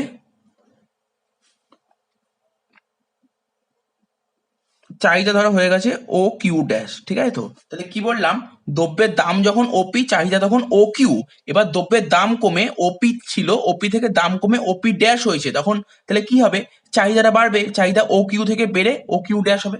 আমরা তো ল অফ ডিমান্ড পড়েইছি, ল অফ ডিমান্ড কি ছিল, বলেছিল না এখানে প্রাইস যদি ইনক্রিজ করে, ঠিক আছে, তখন ডিমান্ড, ডিমান্ডটা কি করে, ডিমান্ড তখন ডিক্রিজ করে, আর প্রাইস যদি ডিক্রিজ করে তখন ডিমান্ডটা কি করে, ইনক্রিজ করে। তাই তো, এখানে প্রাইস যখন ওপি ছিল, চাহিদা তখন ও কিউ ছিল, আর প্রাইস যখন কমে গেল, দেখো প্রাইস কমলে কি হবে, ডিমান্ড বাড়বে, তাই তো ডিমান্ড বেড়েছে। তো এটা আমি তোমার ডিমান্ড কার্ভের ছবিটা এঁকে দিলাম। ঠিক আছে, ডিমান্ড কার্ভের ছবিটা আঁকলাম। তো দেখো, এবার এবার তো এখানে অনেক প্রশ্ন আসে, স্লপ অফ ডিমান্ড, তোমরা বলতে পারো sir slope of demand curve মানে চাহিদা রেখার ঢাল জিনিসটা কি। দেখো, এই যে দাম, এই যে প্রাইসটা কি ছিল, আগে ওপি ছিল, এখন ওপি ড্যাশ হলো, মানে প্রাইসের তো চেঞ্জ হয়েছে, বলে প্রাইস চেঞ্জ হওয়ার ফলে কোয়ান্টিটির কি চেঞ্জ হয়, প্রাইস চেঞ্জ হওয়ার ফলে ডিমান্ডের কি চেঞ্জ হয়, এটাই হচ্ছে স্লপ অফ ডিমান্ড। ঠিক আছে, প্রাইস 1% চেঞ্জ হলে ডিমান্ডের কত পার্সেন্ট চেঞ্জ হবে, ঠিক আছে তো, সেটাই হচ্ছে স্লপ অফ ডিমান্ড। ঠিক আছে, যদিও আমরা এর পরের চ্যাপ্টারে আমরা পড়বো ইলাস্টিসিটি অফ ডিমান্ডে, তখন ডিটেলসে শিখবো, ঠিক আছে, স্লপটা আরো ভালো করে শিখবো। তো যাই হোক, এখানে স্লপে আসছি আমরা। আচ্ছা, এই বিন্দুটা কি দেখলাম, এই বিন্দুটা হচ্ছে ধরলাম এ, আর এই বিন্দুটা বি।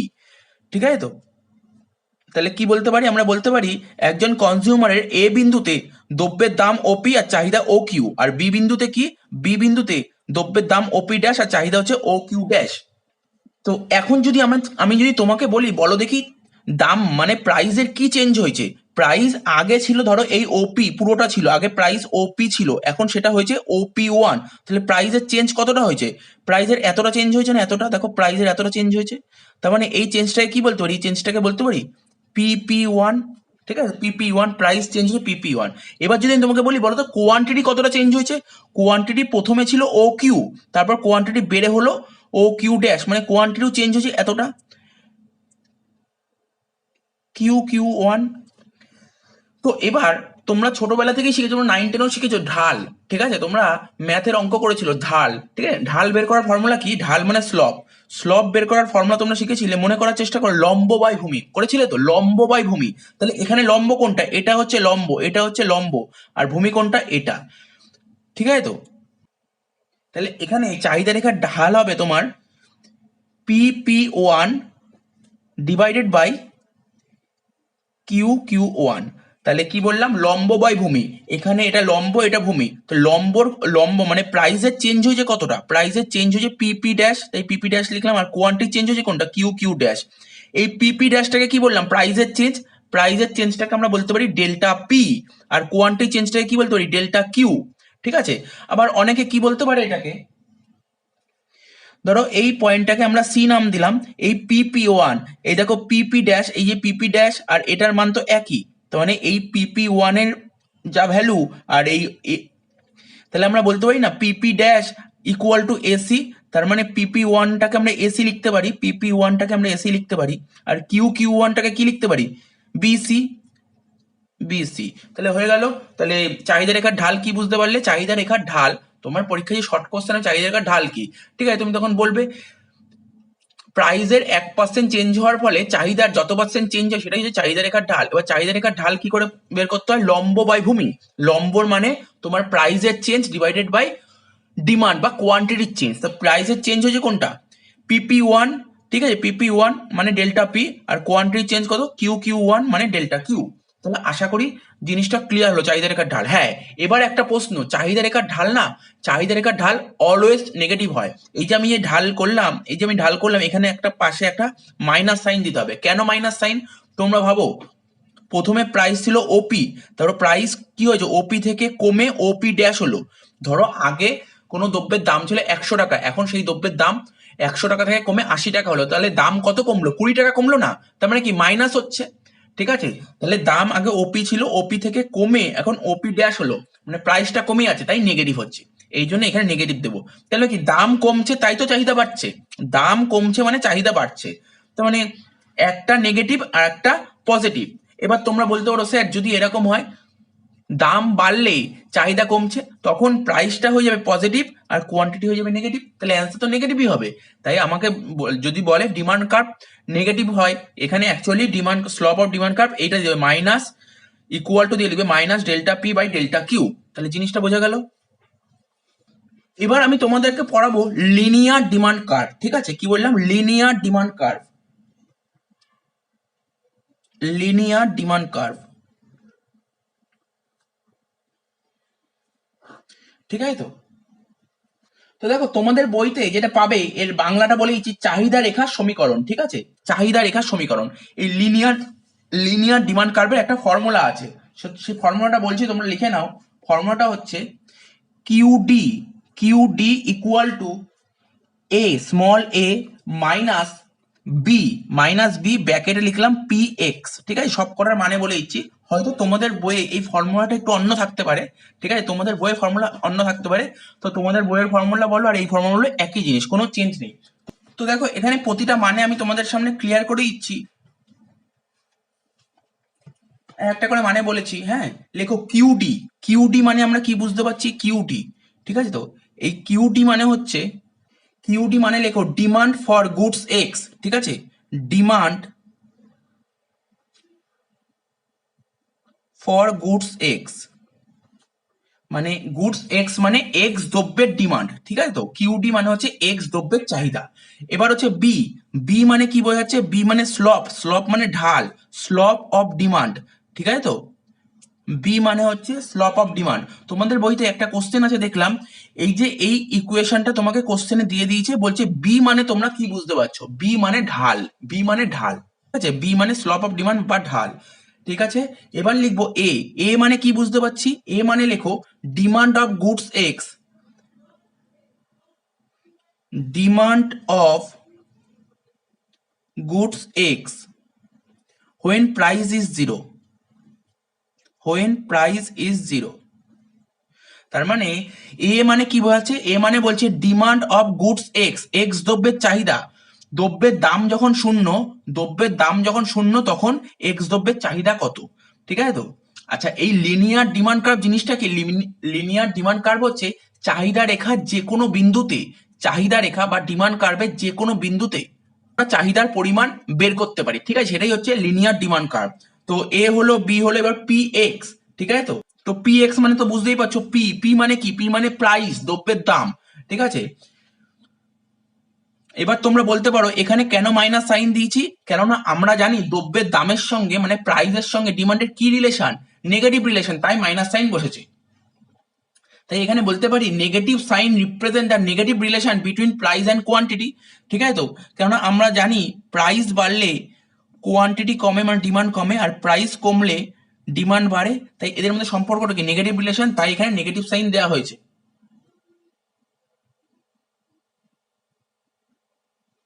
তো আমি এই জিনিসটাকে বোঝানোর জন্য একটা অঙ্ক তোমাদের সামনে তুলে ধরছি, তাহলে তোমরা ব্যাপারটা ভালো করে বুঝতে পারবে, ঠিক আছে। তো একটা অঙ্ক, একটা সাম লিখছি, দেখো কি লিখছি। প্রাইস মানে কোনো দ্রব্যের প্রাইস বলেছে 10 টাকা, রুপিস 10, ঠিক আছে, প্রাইস বলেছে 10 টাকা। এবার বলছে বি, বি মানে কি বলেছি, বি মানে slope of demand, slope of demand বলেছে 2, স্লপ অফ ডিমান্ড বলেছে 2।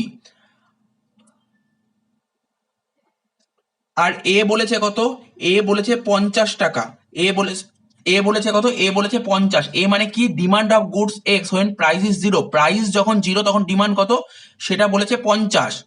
ঠিক আছে তো? তাহলে তোমাকে অ্যান্সারটা কি করে বের করবো, আমাকে বের করতে বলেছে কিউটি, কিউটি ফর্মুলা কি, এ মাইনাস বি ব্র্যাকেটে পি এক্স। ঠিক আছে তো? এ কত, এর মান ছিল 50। আচ্ছা, বি, বির ঢাল হচ্ছে 2, আর পি এক্স কত, পি এক্স মানে এক্স দ্রব্যের দাম 10 টাকা। ঠিক আছে তো? তাহলে 50 থেকে 20 বাদ দিলে কত হয়, 50 থেকে 20 বাদ দিলে 30, তার মানে এটা কত বেরোলো, 30। তো দেখো তোমরা এটা কত ধরে করলাম, মানে আমি এটা কোশ্চেনটা করলাম 10, এখানে 10 নিয়েছি বলে, এখানে 10 নিয়েছি বলে, ভালো করে দেখো পি, ঠিক আছে তো, পির মান 10 নিয়েছি, মানে দ্রব্যের দাম যখন 10 নিয়েছি তখন আমার চাহিদা বেরোলো 30। এবার তোমরা এটা অল্টারনেটিভ করে দেখতে পারো, 10-এর জায়গায় যদি ধরো এটা যদি আমি 0 ধরে করতাম, আমি যদি পি যদি 0 ধরে করি তাহলে কি হবে, অ্যান্সারটা কি হবে দেখো, এ তো 50ই বলে দিয়েছে, তার মানে ঢাল হচ্ছে 2 ইন্টু 0, তাহলে 50, 50 মাইনাস 0 করলে কত হচ্ছে, 50ই হচ্ছে। ঠিক আছে তো? তার মানে কি বুঝতে পারি, দুটো কম্পেয়ার করছি। দেখো এখানে লিখে দিচ্ছি পাশে,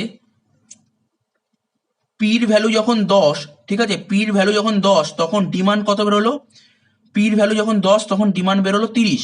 ঠিক আছে, এবার পির ভ্যালু যখন 0 তখন ডিমান্ড বেরোলো কত, 50। তার মানে কি বুঝতে পারলে, আমরা এটাই বুঝতে পারলাম যে দাম যদি কমে, প্রাইস যদি কমে, ঠিক আছে, তখন চাহিদা কি হবে, চাহিদা বাড়ছে। দেখো প্রাইস 10 থেকে কমে 0 হলো, তাহলে চাহিদা 30 থেকে বাড়ছে। ঠিক আছে তো? তার মানে একটা কমলে আরেকটা বাড়বে, তাহলে বুঝতে পারলে, লিনিয়ার ডিমান্ড কার্ভও বুঝিয়ে দিলাম। দেখো এরপরে যেই টপিকটা তোমাদের সামনে আলোচনা করব সেটা হচ্ছে ইনকাম অ্যান্ড ডিমান্ড রিলেশনশিপ। তো তোমরা সবাই জানো, আমি এই ভিডিওতেই কিছুক্ষণ আগে আমরা বললাম, যখন বললাম ডিটারমিনেন্টস অফ ডিমান্ড, তখন কি বলেছিলাম, ডিমান্ড কি কি বিষয়ের উপর ডিপেন্ড করে, সেখানে একটা মানি ইনকামের কথা বলেছিলাম। সেখানে কি দেখেছিলে, ইনকাম যত বাড়ছিল ডিমান্ড তত বাড়ছিল, আর ইনকাম যত কমছিল ডিমান্ড তত কমছিল। তো এই ইনকাম আর ডিমান্ড রিলেশনশিপটা আমরা দুটো দিক থেকে দেখতে পারি। ঠিক আছে, অর্থাৎ দুটো গুডসের ক্ষেত্রে আমরা দেখতে পারি, একটা নর্মাল গুডস আর একটা ইনফেরিয়ার গুডস। তো নর্মাল গুডস জিনিসটা কি, নর্মাল গুডসকে আমরা বলি স্বাভাবিক দ্রব্য, আর ইনফেরিয়ার গুডসকে আমরা কি বলি, নিকৃষ্ট দ্রব্য। তো নর্মাল গুডস তো আমরা দেখেইছি, আর ইনফেরিয়ার গুডস খুব কম দেখেছি, তবু দুটোর উদাহরণই আমরা দিয়ে দিচ্ছি। প্রথমে বলছি কি, নর্মাল গুডস কাকে বলে, মানে স্বাভাবিক দ্রব্য কাকে বলে, যে সমস্ত দ্রব্যের ক্ষেত্রে ক্রেতার আয় বাড়লে ক্রেতার চাহিদার পরিমাণ বাড়ে। এমন অনেক দ্রব্য আছে, আর যদি আমার ইনকাম বেড়ে যায় তাহলে সেই দ্রব্যের প্রতি আমার চাহিদা বেড়ে যাবে। ঠিক আছে, এটা হচ্ছে স্বাভাবিক দ্রব্য, বা বলতে পারো নর্মাল গুডস। তো কি বলছে, they are such goods which have positive relationship between income and quantity of purchase. তো কি বললাম, ইনকাম বাড়লে ডিমান্ড বাড়বে, ইনকাম কমলে ডিমান্ড কমবে। That is, if income of a consumer increases then demand of goods also decrease and vice and versa. তো normal goods বললাম, এবার বলবো ইনফেরিয়ার গুডস। ইনফেরিয়ার গুডস মানে হচ্ছে নিকৃষ্ট দ্রব্য, মানে নিম্নমানের দ্রব্য। তো এই জিনিসটা কি, ধরো আজকে আমার ইনকাম বেড়ে গেছে, ইনকাম বেড়ে গেলেও আমি যেই সমস্ত দ্রব্য কিনতে চাইবো না, ঠিক আছে, সেটা হচ্ছে তোমার ইনফেরিয়ার গুডস। বলছে যে সমস্ত দ্রব্যের ক্ষেত্রে ক্রেতার আয় বাড়লেও ক্রেতার চাহিদার পরিমাণ কমে তাকে নিকৃষ্ট দ্রব্য বলে। যেমন আমি উদাহরণ বলেছিলাম, আর যদি আমার ইনকাম বেড়ে যায় তাহলে আমরা কি করব, ডালডার পরিবর্তে ঘি খাবো। ঠিক আছে, ডালডা, এখানে ডালডাটা হচ্ছে আমার নিকৃষ্ট দ্রব্য। বা আরেকটা মাছের উদাহরণ বলেছিলাম, যখন ধরো একজন কনজিউমারের ইনকাম কম থাকে, সে একটু নিম্ন ধরনের মাছ খাবে, ঠিক আছে, কিন্তু ইনকাম যদি বেড়ে যায়, ঠিক আছে, ইনকাম যদি বেড়ে যায়, ও কি নিম্ন ধরনের মাছ খাবে না, ও আগের তুলনায় একটু ভালো মাছ খাওয়ার চেষ্টা করবে। তার মানে কি বুঝতে পারলে, ইনকাম যদি বেড়ে যায় তখন সেই নিম্ন ধরনের মাছ খাওয়া বন্ধ করে দেবে। তাহলে কি বুঝতে পারলে, আগে নিম্ন ধরনের মাছ খাচ্ছিল, তার লো কোয়ালিটির মাছ আগে খাচ্ছিল, কিন্তু এখন তো আর লো কোয়ালিটির মাছ খাবে না, ইনকাম বেড়ে গেছে। আশা করি বুঝতে পেরেছো ইনফেরিয়ার গুডস জিনিসটা কি। আমি আবার বলছি, ধরো একজন কনজিউমার আগে ওর ইনকামটা কম ছিল বলে বাজার থেকে লো কোয়ালিটির মাছ খেত, মানে কম দামে সস্তা মাছ খেত, ঠিক আছে, এখন যদি ইনকাম বেড়ে যায় তাহলে নিশ্চয়ই ও সস্তা মাছ খাবে না, ও একটু দামি মাছ খাওয়ার চেষ্টা করবে। তার মানে লো কোয়ালিটির মাছের ডিমান্ডটা কমে যাচ্ছে, ইনকাম বেড়ে যাচ্ছে, তো ইনকাম বেড়ে গেলে ওর ডিমান্ডটা কমে যাচ্ছে। এটা হচ্ছে তোমার ইনফেরিয়ার গুডস। তো কি বলছে, there is negative relationship between income and demand of inferior goods, অর্থাৎ ইনকাম আর ডিমান্ডের মধ্যে তোমার নেগেটিভ রিলেশন। ঠিক আছে, নেগেটিভ রিলেশন মানে ইনকাম বাড়ছে ডিমান্ড কমছে, ইনকাম কমছে ডিমান্ড বাড়ছে। If income of a consumer increases then its quantity purchase decreases as the consumer will now shift the superior quality goods and vice and versa. তো এই জিনিসটা না তোমাদের একটা ছবি এঁকে ব্যাপারটা বুঝিয়ে দিচ্ছি, ঠিক আছে? তো দেখো, বুঝতে পারবে। তো এটা বলছিলাম, কি বলছিলাম, এই যে নর্মাল গুডসের ডায়াগ্রামটা কেমন হবে এটা ছবি এঁকে দেখিয়ে দেবো বলছিলাম, সেটাই এখন তোমাদের সামনে দেখাচ্ছি, ঠিক আছে? তো তো নর্মাল গুডস এখানে লিখছি, দেখো নর্মাল গুডস, এখানে লিখলাম নর্মাল গুডস। নর্মাল গুডসের কথাটা কি বললাম, মানি, ঠিক আছে? মানি, মানি মানে হচ্ছে এখানে এম মানে হচ্ছে ক্রেতার আয়, ক্রেতার আয় যদি বেড়ে যায় ডিএক্স, ডিএক্সও বেড়ে যাবে, মানে ক্রেতার আয় যদি বেড়ে যায় তাহলে চাহিদা বেড়ে যাবে। আর এম, এম ডিক্রিজ, ঠিক আছে? তো মানে হচ্ছে ক্রেতার আয় যদি কমে যায় তাহলে চাহিদা কমে যাবে। এটা হচ্ছে নর্মাল গুডসের ক্ষেত্রে। এটা একটা ছবি এঁকে দেখিয়ে দিচ্ছি, দেখো ছবিটা হাতেই আঁকছি। এটা হচ্ছে আমাদের একটা রেখাচিত্র, এক্স ও ওয়াই, এটা রেখাচিত্র।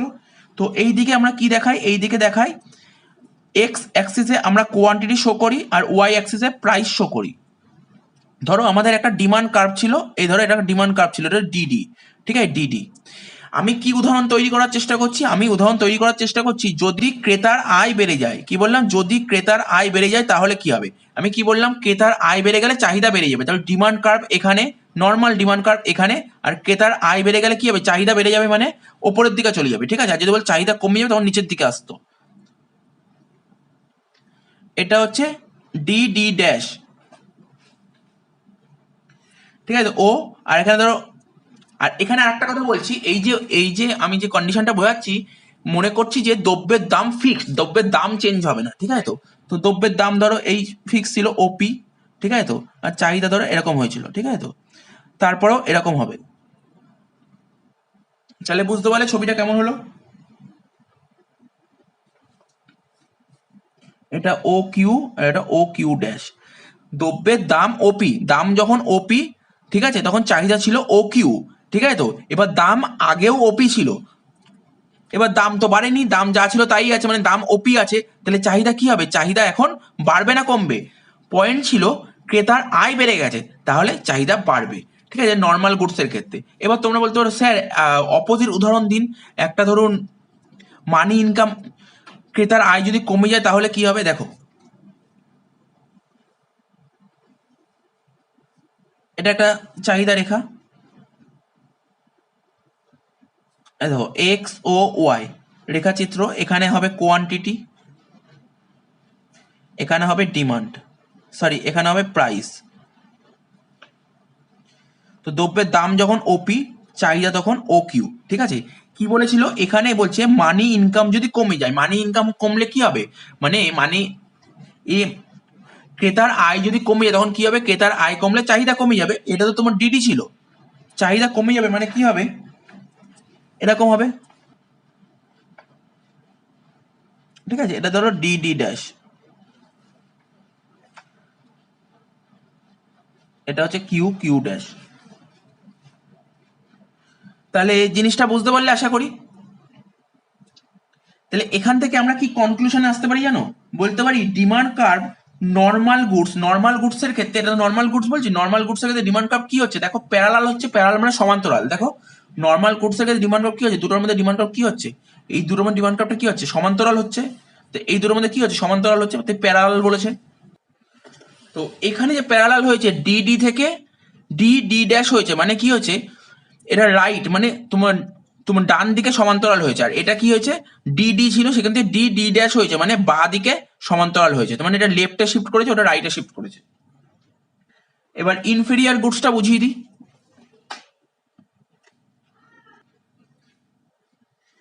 তো ইনফেরিয়ার গুডসটা বুঝিয়ে দিই, মানে ডেফিনেশনটা বুঝিয়ে দিয়েছি, জাস্ট আমি ডায়াগ্রামটা বোঝাবো। তো ইনফেরিয়ার গুডসের ক্ষেত্রে কি হবে, ক্রেতার আয় যদি বেড়ে যায়, ক্রেতার আয় বাড়লে চাহিদা কমে যাবে, ঠিক আছে? তো আর ক্রেতার আয় কমলে তোমার, ক্রেতার আয় কমলে চাহিদা বেড়ে যাবে। তো দেখো ডায়াগ্রামটা দেখো, একই রকমের ডায়াগ্রাম হবে, ডায়াগ্রামে সেরকম কিছু চেঞ্জ হবে না, দুটো ডায়াগ্রাম পাশাপাশি আঁকার চেষ্টা করছি, তাহলে তোমাদের যাতে বুঝতে সুবিধা হবে, ঠিক আছে? তো এক্স ও ওয়াই এটা হচ্ছে একটা কার্ভ, এটা হচ্ছে তোমার এক্স ও ওয়াই কার্ভ, এইদিকে প্রাইস, এইদিকে কোয়ান্টিটি, এইদিকে প্রাইস আর এইদিকে কোয়ান্টিটি। তো তো ধরো ডিমান্ড কার্ভ, এই যে ডিমান্ড কার্ভ, এটা একটা ডিমান্ড কার্ভ মানে ডিডি, ঠিক আছে। আর এখানেও কিন্তু প্রাইস ফিক্সড, প্রাইস কিন্তু চেঞ্জ হবে না, প্রাইস ফিক্সডই আছে। তো ধরো প্রাইস যখন ফিক্সড, এই ধরো এরকম একটা হয়েছে, তার মানে দ্রব্যের দাম যখন ওপি, চাহিদা তখন ও কিউ। কি বলেছে? ক্রেতার আয় যদি বেড়ে যায় তখন চাহিদা কমে যাবে। আমি এটা উদাহরণটা দিচ্ছি, ক্রেতার আয়, ক্রেতার আয় বেড়ে গেছে, ঠিক আছে, ক্রেতার আয় বেড়ে তখন চাহিদা কমবে, তখন ডিডি ছিল, চাহিদা কমবে মানে লেফটে শিফট করবে, ঠিক আছে, মানে ডি ডি ড্যাশ। তো এরকম হচ্ছে, এটা কি হচ্ছে কিউ কিউ ড্যাশ। কারণ এটা বুঝতে পারলে। আর এখানটায় যদি করি, এটা চাহিদা রেখা ডিডি, ঠিক আছে। তো দ্রব্যের দাম যখন ওপি, চাহিদা তখন ও কিউ, ঠিক আছে। আর এটা কি বলছে? ক্রেতার আয় কমবে, ক্রেতার আয় কমলে কি হবে? চাহিদা বাড়বে, তার মানে চাহিদা বাড়বে মানে রাইটে শিফট করবে, ঠিক আছে, রাইটে শিফট হবে। তো এটাকে বলছে ডি ডি ড্যাশ। তখন দেখো এরকম হয়ে যাবে, কারণ ক্রেতার দ্রব্যের দাম তো ফিক্সড আছে, ঠিক আছে। তো এটা কিউ কিউ ড্যাশ। তার মানে কি দেখো, এইটা দেখো, এইটা দেখে কি বুঝতে পারছি? এখানে বুঝতে পারছি যে মানে এটা এই চিত্রে, এই ডায়াগ্রামে কি বুঝতে পারছি, এই ডায়াগ্রামে কি বুঝতে, এই ডায়াগ্রামে দেখো ডি ডি আর ডি ডি ড্যাশ, ঠিক আছে। তো ডি ডি আর ডি ডি ড্যাশ হচ্ছে তোমার প্যারালাল, তোমার সমান্তরাল হয়েছে। আর এখানেও এখানেও সমান্তরাল হয়েছে। এখানে কি হয়েছে? এখানে লেফটে শিফট করেছে, ডিডি থেকে ডি ডি ড্যাশ হয়েছে। আর এখানে রাইটে শিফট করেছে, ডিডি থেকে ডি ডি ড্যাশ হয়েছে। তার মানে জিনিসটা বুঝতে পারলে? তোমাদের ডায়াগ্রাম বুঝিয়ে দিলাম, নর্মাল গুডস, ইনফেরিয়ার গুডস, ঠিক আছে। কোনো কিছু ডাউট থাকলে বলতে পারো, এমন কিছু নেই, নর্মালি জিনিস হয়েছে। এখানে বলছে প্রাইসটা ফিক্স থাকবে, প্রাইসটা ফিক্স থাকবে, শুধু ক্রেতার আয় বাড়লে মানে এম বাড়লে কি হবে, এম কমলে কি হবে, নর্মাল গুডসের ক্ষেত্রে, ইনফেরিয়ার গুডসের ক্ষেত্রে। এই বলেছিল, ব্যাপারটা বুঝতে পেরেছো? এর পরবর্তী কোশ্চেনে আসে যাক। পরবর্তী কোশ্চেনটি হলো ডিমান্ড ক প্রকার, মানে চাহিদা ক প্রকার। চাহিদাকে আমরা দুভাগে ভাগ করতে পারি, একটা হলো ইন্ডিভিজুয়াল ডিমান্ড আর একটা হলো মার্কেট ডিমান্ড। ইন্ডিভিজুয়াল ডিমান্ডকে বাংলায় বলে ব্যক্তিগত চাহিদা, আর মার্কেট ডিমান্ডকে বাংলায় বলে বাজার চাহিদা। এবার দেখে নেব ইন্ডিভিজুয়াল ডিমান্ড জিনিসটা কি আর মার্কেট ডিমান্ড জিনিসটা কি।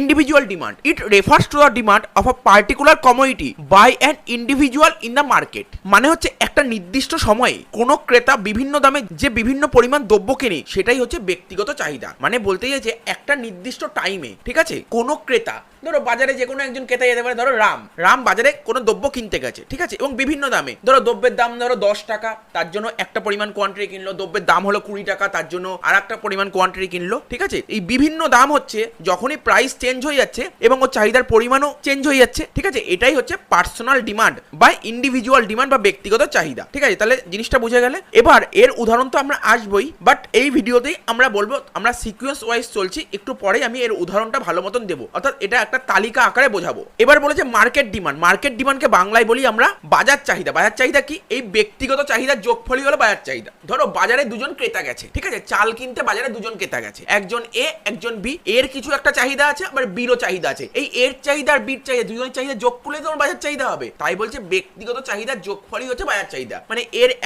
এর একটা চাহিদা আছে, আবার বির একটা চাহিদা আছে, এই দুজনের চাহিদা যোগ করলেই হবে বাজার চাহিদা। তো মার্কেট ডিমান্ড কি বলছে? বলছে it refers to the demand of a particular commodity by all the individual in the market. তো যখনই আমরা এই টপিকটা আলোচনা করছি তখন আমরা বলেই দিই না ব্যক্তিগত চাহিদা বা ইন্ডিভিজুয়াল ডিমান্ড কি কি বিষয়ের উপর ডিপেন্ড করে। দেখো কয়েকটা পয়েন্ট শুনে নাও। প্রাইস অফ দ্য কমোডিটি, ঠিক আছে, প্রাইস অফ দ্য কমোডিটি মানে দ্রব্যের দাম বলতে পারো। তারপর বলছে ইনকাম অফ দ্য পারচেজার, ঠিক আছে, যে দ্রব্যটা কিনছে তার ইনকাম। তারপর বলছে পার্সন টেস্ট অ্যান্ড হ্যাবিটস, অর্থাৎ ক্রেতার রুচি ও পছন্দ বলতে পারো। তো এই তিনটে পয়েন্ট তোমরা লিখতেই পারো। তাহলে কি কি বললাম? বললাম প্রাইস অফ দ্য কমোডিটি, বললাম ইনকাম অফ দ্য পারচেজার, আর বললাম পার্সন টেস্ট অ্যান্ড হ্যাবিট। এর পরের কোশ্চেনে আসা যাক। পরের কোশ্চেনটা হচ্ছে বাজার চাহিদা কি কি বিষয়ের উপর ডিপেন্ড করে, অর্থাৎ ডিটারমিনেন্টস অফ মার্কেট ডিমান্ড। কি বলছে শোনো? Price of the product, price of related goods, consumer income, consumer taste and preference, advertisement expenditure, consumer expectation, population of the country. তাহলে কি কি বললাম? মার্কেট ডিমান্ড কি কি বিষয়ের উপর ডিপেন্ড করে? Price of the product, price of related goods, consumer income, consumer taste and preference, advertisement expenditure, consumer expectation আর পপুলেশন অফ দ্য কান্ট্রি। মানে বলছে প্রোডাক্টের প্রাইস মানে দ্রব্যের দাম, কনজিউমার ইনকাম মানে বুঝতেই পারছো ভোক্তার আয়, কনজিউমার টেস্ট অ্যান্ড প্রেফারেন্স মানে হচ্ছে ক্রেতার রুচি পছন্দ, অ্যাডভার্টাইজমেন্ট এক্সপেন্ডিচার মানে বিজ্ঞাপন খরচ, কনজিউমার এক্সপেকটেশন মানে ক্রেতার আশা, আশা বা প্রত্যাশা বলতে পারো, পপুলেশন অফ দ্য কান্ট্রি মানে দেশের জনসংখ্যা, এই সমস্ত বিষয়ের উপরই ডিপেন্ড করে। তো হলো, এবার আমরা কি পড়বো, চাহিদা তালিকা জিনিসটা কি। চাহিদা তালিকাকে আমরা ইংরেজিতে বলি ডিমান্ড শিডিউল। ডিমান্ড শিডিউল জিনিসটা কি, দেখো একটা নির্দিষ্ট সময়ে বিভিন্ন দামে, বারবার বলছি দামটা বিভিন্ন হবে, ঠিক আছে, বিভিন্ন দামে যে বিভিন্ন পরিমাণ চাহিদা হয় সেটা যদি একটা তালিকার আকারে প্রকাশ করে, মানে লিস্ট বা শিডিউল আকারে প্রকাশ করে, সেটাই হচ্ছে তোমার চাহিদা তালিকা। তাহলে কি বললাম, একটা নির্দিষ্ট সময়ে বিভিন্ন দামে যে বিভিন্ন পরিমাণ চাহিদা হয় তা যদি একটা তালিকার মাধ্যমে প্রকাশ করে, সেটাই হচ্ছে চাহিদা তালিকা। এই চাহিদা তালিকাকে আমরা দুভাগে ভাগ করতে পারি, একটা তোমার ব্যক্তিগত চাহিদা তালিকা আর একটা হচ্ছে তোমার বাজার চাহিদা তালিকা, ঠিক আছে। আরে বাবা, ব্যক্তিগত চাহিদা বললাম কিছুক্ষণ আগে, ইন্ডিভিজুয়াল ডিমান্ড বললাম না, সেই ইন্ডিভিজুয়াল ডিমান্ডটা যখন তালিকা আকারে প্রকাশ করবে সেটাই হবে তোমার ব্যক্তিগত চাহিদা তালিকা, আর মার্কেট ডিমান্ডটা যখন তালিকা আকারে প্রকাশ করবে সেটাই হয়ে যাবে তোমার বাজার চাহিদা তালিকা। তো দেখো, ইন্ডিভিজুয়াল ডিমান্ড শিডিউল কি বলছে, it is a list which represent about how much quantity demand is demanded by an individual at various possible price. তাহলে কি বলছে, একটা নির্দিষ্ট সময়ে কোনো দ্রব্যের বিভিন্ন দামে কোনো ক্রেতা যে পরিমাণ দ্রব্য কেনে তা যদি একটা তালিকা আকারে প্রকাশ করা, সেটাই হচ্ছে ব্যক্তিগত চাহিদা তালিকা। ওই দেখো, একই কথা বলেছে, মানে ব্যক্তিগত চাহিদা কাকে বলে, সেই ব্যক্তিগত চাহিদা থেকেই প্রকাশ করেছে ব্যক্তিগত চাহিদা তালিকা, মানে ব্যক্তিগত চাহিদাটা যখন তালিকার আকারে প্রকাশ করবে সেটাই হচ্ছে ব্যক্তিগত চাহিদা তালিকা। তো এর উদাহরণে আসছি, মানে তালিকাটা আমি একটু পরে বলছি। তো এবার দেখো, এবার আমরা কি বলবো, এবার বলবো মার্কেট ডিমান্ড শিডিউল। বলছে it is a list which represent about how much quantity is demanded by all the consumer in the market at different possible price. বলছে একটা নির্দিষ্ট সময়ে কোনো দ্রব্যের বিভিন্ন দামে বাজারের প্রতিটা ক্রেতা একসাথে যে বিভিন্ন পরিমাণ দ্রব্য কেনে, সেটা যখন একটা তালিকার আকারে প্রকাশ করা হয়, সেটা হচ্ছে বাজার চাহিদা তালিকা। এখন এই বিষয়টাই একটা তালিকা আকারে বোঝাবো, তাহলে তোমাদের ব্যাপারটা পুরোপুরি ক্লিয়ার হয়ে যাবে, ব্যক্তিগত চাহিদা তালিকা জিনিসটা কি, বাজার চাহিদা তালিকা জিনিসটা কি। যতটুকু ডাউট পড়ে আছে এইটা যখন বোঝাবো, তালিকার আকারে যখন বোঝাবো, জিনিসটা পুরোপুরি ক্লিয়ার হয়ে যাবে। এরপরে যেটা বোঝাচ্ছিলাম সেটা কি যেন বললাম, ইন্ডিভিজুয়াল ডিমান্ড শিডিউলের, ঠিক আছে, আমি শিডিউলটা তুলে ধরবো তোমাদের সামনে, ঠিক আছে। তো ধরো এটা পি মানে হচ্ছে দ্রব্যের দাম, ঠিক আছে, আর কিউ মানে চাহিদার পরিমাণ। তার মানে ধরো বাজারে একজন ক্রেতা গেছে, তার নাম হচ্ছে মিস্টার রাম, 10 টাকা দিয়ে, ঠিক আছে, যখন দ্রব্যের দাম ছিল 10 টাকা, তখন সেই দ্রব্যের চাহিদা ছিল ওর 2, ঠিক আছে। দ্রব্যের দাম কমে গেছে, 10 থেকে 8 হয়েছে, তখন কি হবে, আমরা জানি দাম কমলে চাহিদা বাড়ে, তাই 2 থেকে এখন 3 হয়েছে, দাম 8 ছিল এখন 12 হয়ে গেছে, তার মানে কি দাম বেড়ে গেছে, ঠিক আছে, দাম আবার দাম বেড়ে গেছে, তাহলে কি হয়, দাম বেড়ে গেলে কি হয়, চাহিদা কমে যায়। তাহলে শিডিউলটা বুঝতে পেরেছো, ঠিক আছে। এটা হচ্ছে ইন্ডিভিজুয়াল ডিমান্ডের শিডিউল, নর্মাল যেটা শিডিউল তোমরা ডিমান্ড কার্ভে করেছো। আর মার্কেট ডিমান্ড শিডিউলটা কি, দেখো দ্রব্যের দাম যখন 10 টাকা ছিল তখন এর চাহিদা ছিল 2, দ্রব্যের দাম যখন 10 থেকে কমে 8 হলো, তখন এর চাহিদা কি হবে, দাম কমে কমে চাহিদা বেড়ে যাবে, 3 হয়েছে। আর দাম 10 ছিল, 8 হলো, কমলো, আবার দাম বেড়ে গেল, 12 হলো, দ্রব্যের দাম যখন বেড়ে যাবে তখন কি হবে, চাহিদা কমে যাবে, চাহিদা 1 হলো। এটা এর কথা বললাম। বির কথা, দ্রব্যের দাম যখন 10, বির চাহিদা 3, দাম কমে 8 হলো, তাহলে বির চাহিদা বেড়ে যাবে, আবার 8 ছিল এখন 8 থেকে 12 হলো, দাম আবার বেড়ে গেল, তার মানে চাহিদা কমে যাবে। মার্কেট ডিমান্ডটা কি বলছে, এর চাহিদা ছিল 10 টাকা দামে, এর চাহিদা ছিল 2 আর বির চাহিদা ছিল 3, তাহলে 10 টাকা দামে এ আর বি টোটাল চাহিদা কত ছিল, 2 যোগ 3 5, 8 টাকা দামে এ আর বি টোটাল চাহিদা কত ছিল, 7, আর 12 টাকা দামে এ আর বি টোটাল চাহিদা কত ছিল, 3। এটা হচ্ছে মার্কেট ডিমান্ড।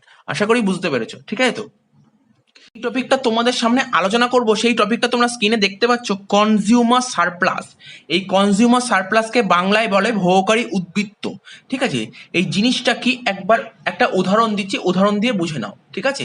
তুমি ধরো একটা মার্কেটে গেছো শাড়ি কিনতে, ঠিক আছে, মার্কেটে গেছো শাড়ি কিনতে, তুমি শাড়িটা কেনার জন্য তুমি মনে মনে ঠিক করেছিলে শাড়ি কেনার জন্য তুমি 1000 টাকা পর্যন্ত খরচ করতে রাজি আছো, ঠিক আছে। কিন্তু যখন তুমি মার্কেটে গেলে শাড়ি কিনতে, দেখলে শাড়িটা তুমি 900 টাকায় পেয়ে গেছো। তার মানে কি, তুমি ওই শাড়িটার জন্য 1000 টাকা পর্যন্ত খরচ করতে রাজি ছিলে, কিন্তু শাড়িটা তুমি কত টাকায় পেয়ে গেছো, শাড়িটা তুমি 900 টাকায় পেয়ে গেছো, ঠিক আছে। তাহলে তোমার কত টাকা বেঁচে গেলো, 100 টাকা এক্সট্রা বেঁচে গেল, এই টাকাটাই হচ্ছে তোমার সারপ্লাস, এটাকেই বলে কনজিউমার সারপ্লাস। এখন এটা নিয়ে আমরা ডিসকাস করব, ঠিক আছে। তো দেখো শোনো, আর এই যে কনজিউমার সারপ্লাস আছে না, এটা একজন ফ্রেঞ্চ অর্থনীতিবিদ, ঠিক আছে, ফ্রেঞ্চ অর্থনীতিবিদ ডুপিট, ঠিক আছে, কি বললাম, ফ্রেঞ্চ অর্থনীতিবিদ ডুপিট এই কনজিউমার সারপ্লাস শব্দটা ইনভেন্ট করে, ঠিক আছে। তো এর পরবর্তীকালে প্রফেসর মার্শাল, ঠিক আছে, এটাকে পুরোপুরি এক্সপ্লেন করে বা বলতে পারে অ্যানালাইসিস করে।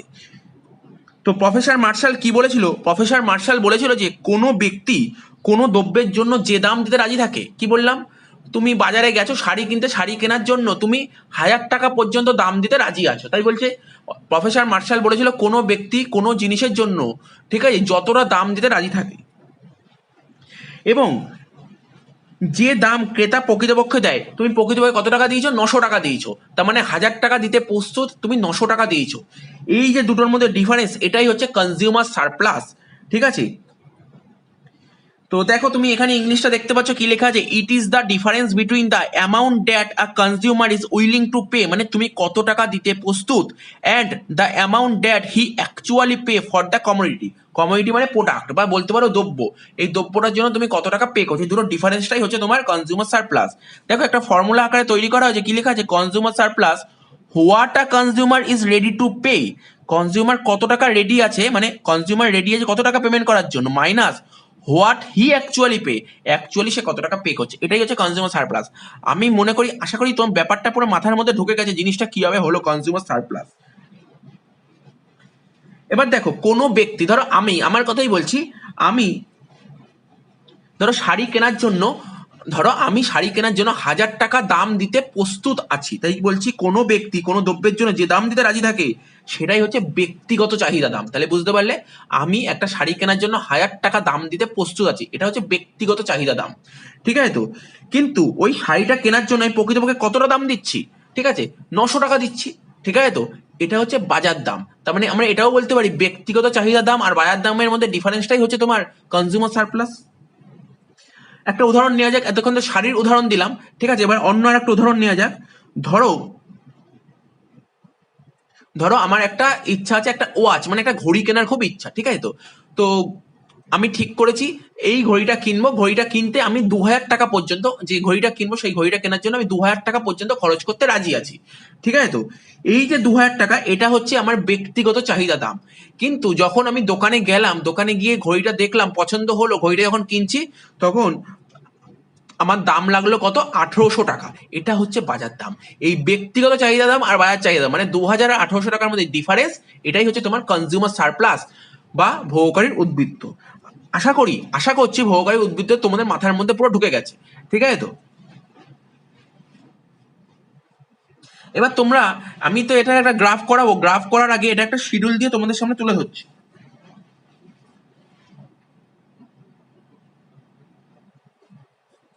দেখো শিডিউলটা দেখো, যে কোনো কমোডিটি হতে পারে, আমি কোনো কমোডিটির নাম বলি, যে কোনো কমোডিটি হতে পারে। তুমি যখন পার্টিকুলার ওই কমোডিটিটা একটা ইউনিট ইউজ করছো, ঠিক আছে, পার্টিকুলার ওই কমোডিটি যখন তুমি একটা ইউনিট ইউজ করছো, আর এখানে M U X, M U মানে আমরা আগেই জানি এম ইউ মানে মার্জিনাল ইউটিলিটি, এর বাংলা হচ্ছে প্রান্তিক উপযোগ, যেটা কিনা আমরা দামে প্রকাশ করব। ঠিক আছে, তুমি যখন পার্টিকুলার কোনো কমোডিটি একটা ইউনিট ইউজ করছো তখন তুমি তার জন্য 80 টাকা দাম দিতে প্রস্তুত। কি বললাম, 80 টাকা দাম দিতে প্রস্তুত। কিন্তু কিন্তু তুমি যখন বাজারে যখন সেই দ্রব্যটা যখন তুমি হাতে পাচ্ছ তখন তোমায় কত টাকা দাম দিতে হচ্ছে, স্যার এই পি এক্স মানে দ্রব্যের দাম, 30 টাকা দাম দিতে হচ্ছে। তুমি 80 টাকা দিতে প্রস্তুত, 30 টাকা দিতে হচ্ছে, কত টাকা এক্সট্রা হাতে বেঁচে গেল, 50 টাকা। এটাই হচ্ছে কনজিউমার সারপ্লাস। এবার 2 নম্বর ইউনিট, আমি কিছুক্ষণ আগেও বলেছিলাম যে আমরা যখন এই চ্যাপ্টারটা পড়ছি সেখানে মার্জিনাল নিয়ে কিছুটা বোঝালাম। মার্জিনাল ইউটিলিটি জিনিসটা কি, যত আমরা ইউজ করতে থাকবো আস্তে আস্তে মার্জিনাল ইউটিলিটি আমার কমতে থাকবে। ঠিক আছে, মার্জিনাল ইউটিলিটি আস্তে আস্তে কমতে থাকবে, কারণ এটা কে বলে, এটা হচ্ছে তোমার প্রফেসর মার্শাল বলছে law of diminishing marginal utility. ঠিক আছে তো, মার্জিনালটি আস্তে আস্তে কমবে। দেখো প্রথমে 80, প্রথম ইউনিটের জন্য আমি 80 দাম দিতে প্রস্তুত, দ্বিতীয় ইউনিটের জন্য কত, 70 দাম দিতে প্রস্তুত, তৃতীয়র জন্য কত, 60 দিতে প্রস্তুত, চতুর্থের জন্য কত, 50 দিতে প্রস্তুত। ঠিক আছে, পঞ্চমের জন্য কত, 40 দিতে প্রস্তুত, 60-এর জন্য 30। ঠিক আছে তো, সরি 6-এর জন্য 30, 7-এর জন্য 20 আর 8-এর জন্য 10। তার মানে বুঝতে পারছো তো, আস্তে আস্তে মার্জিনালি তোমার কমতে থাকছে। তো দেখো আর দাম তো ফিক্সড, তুমি যতই নাও না কেন 30 টাকা করেই দাম। তো এখানে যদি হয় তাহলে কনজিউমার সারপ্লাস কত, 40, 70 টাকা দাম দিতে প্রস্তুত, 30 টাকা দিচ্ছ, 40 টাকা কনজিউমার সারপ্লাস। 60 টাকা দাম দিতে প্রস্তুত, 30 টাকা দিচ্ছ, 30 টাকা সারপ্লাস। 50 টাকা দাম দিতে প্রস্তুত, 30 টাকা দিচ্ছ, 20 টাকা সারপ্লাস। 40 টাকা দাম দিতে প্রস্তুত, 30 টাকা দিচ্ছ, 10 টাকা সারপ্লাস।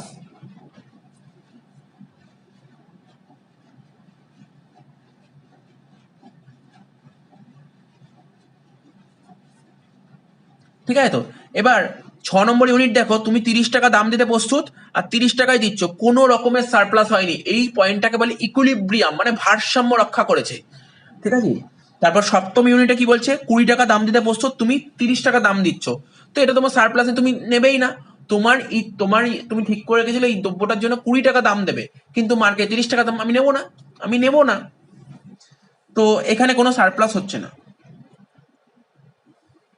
তাহলে জিনিসটা পুরোপুরি বুঝে গেছো। এবার এটাকে ছবি আকারে যদি তোমাদের দেখাই, দেখো এটাকেই যদি আমরা ছবি আকারে দেখাই, তো এটা দেখো, দেখতে পাচ্ছ এটা কি, এটা এক্স ও ওয়াই, ঠিক আছে, এক্স ও ওয়াই, এটা গ্রাফ। এই গ্রাফে এক্স অ্যাক্সিসে আমরা কি মেনশন করব, এক্স অ্যাক্সিসে আমরা কোয়ান্টিটি, এক্স অ্যাক্সিসে আমরা কি দেখাচ্ছি, এক্স অ্যাক্সিসে আমরা কোয়ান্টিটি দেখাচ্ছি, ঠিক আছে। তো আর আমার কতগুলো কোয়ান্টিটি ছিল স্যার, কোশ্চেনে 8টা কোয়ান্টিটি বলেছে, ঠিক আছে। তাহলে কোয়ান্টিটি 8টা, দেখো এখানে 1 2 3 4 5 6 7 8, 8টা কোয়ান্টিটি বলেছে। আর এই সাইডে কি দেখাবো, এই সাইডে তো আমরা জানি এই সাইডে কি হয়, এই সাইডে আমাদের দ্রব্যের দাম হয়, তাই দেখো এখানে লিখি পি এক্স দ্রব্যের দাম, ঠিক আছে, দ্রব্যের দাম হয়। আর এখানে যে আমরা উঠবো, আমরা উঠবো কত, দেখো আমাদের টোটাল মার্জিনাল ইউটিলিটি কত ছিল, 80 ছিল, ঠিক আছে। এইদিকে তো দাম দেখাবো 80 ছিল, তাহলে 80 অবধি উঠবো। দেখো প্রথমে 10, এটা 20, এটা 30, এটা 40, এটা 50, 60, 70, 80, ঠিক আছে। তো তোমরা দেখো একটা একটা করে দেখাচ্ছি, জাস্ট গ্রাফ করে দেখাচ্ছি কিভাবে করতে হবে। যখন 1 ইউনিট ছিল, তখন মার্জিনাল ইউটিলিটি কত, তখন মার্জিনালিটি ছিল 80, ঠিক আছে। 1 ইউনিট যখন ছিল তখন মার্জিনালিটি কত ছিল, 80। এই দেখো 80 সরাসরি 1, এই দেখো 1-এর সরাসরি, এই যে এটা মার্জিনালিটি, এখানে 1 80, ঠিক আছে। আর প্রাইস কত ছিল, 30, এই দেখো প্রাইস ছিল 30, দেখতে পাচ্ছ তো। যখন 2 ইউনিট ছিল, 2 ইউনিটের মার্জিনালিটি কত ছিল, এই যে 2 ইউনিট মার্জিনালিটি ছিল 70, এই দেখো মার্জিনাল ইউটিলিটির ঘর হচ্ছে এটা হচ্ছে মার্জিনাল ইউটিলিটি, ঠিক আছে। তো মার্জিনালিটি কত ছিল, 70, এই দেখো 70-এর সরাসরি দেখো এখানে নিয়েছি 70, ঠিক আছে। তো আমি তোমাদের বোঝানোর জন্য আগে মার্জিনালিটিটা বুঝিয়ে দিই। 1 ইউনিটের মার্জিনালিটি কত ছিল, 80, ঠিক আছে। তো বারবার বলছি, এইখানে হচ্ছে দ্রব্যের দাম, আর মার্জিনাল ইউটিলিটি, এই ঘরটা যে করেছি, এই যে দাগটা টেনেছি, মার্জিনাল ইউটিলিটি। আর মার্জিনাল ইউটিলিটি আমরা কি জানি, আস্তে আস্তে কমতে থাকে, তাই তো এটা ডাউনওয়ার্ড হয়েছে, ঠিক আছে। তো এটাই বোঝাচ্ছি কেন ডাউনওয়ার্ড, তোমরা বুঝতে পারবে। 1 ইউনিটে ছিল মার্জিনালিটি 80, 2 ইউনিটে 70, 3 ইউনিটে কত, 3 ইউনিটে দেখো 60, এই যে 3 ইউনিটে 60, 4 ইউনিটে কত, 4 ইউনিটে বলেছিল 50, ঠিক আছে। তো 5 ইউনিটে কত, 5 ইউনিটে 40, 6 ইউনিটে কত, 6 ইউনিটে ছিল 30, 7 ইউনিটে 20, 8 ইউনিটে 10। তাহলে মার্জিনালিটি দাগ কেটে নিলাম, এইভাবে দাগ টেনে নিলাম মার্জিনালিটি, ঠিক আছে। তো এইবার দ্রব্যের দামটা বলবো। 1 ইউনিটের দাম ছিল 30, 2 ইউনিটের দাম ছিল 30, 3 ইউনিটের দাম ছিল 30, 4 ইউনিটের দাম ছিল 30, 5 ইউনিটের দাম ছিল 30, 6 ইউনিটের দাম ছিল 30, 7-এরও দাম ছিল 30, 8-এরও দাম ছিল 30।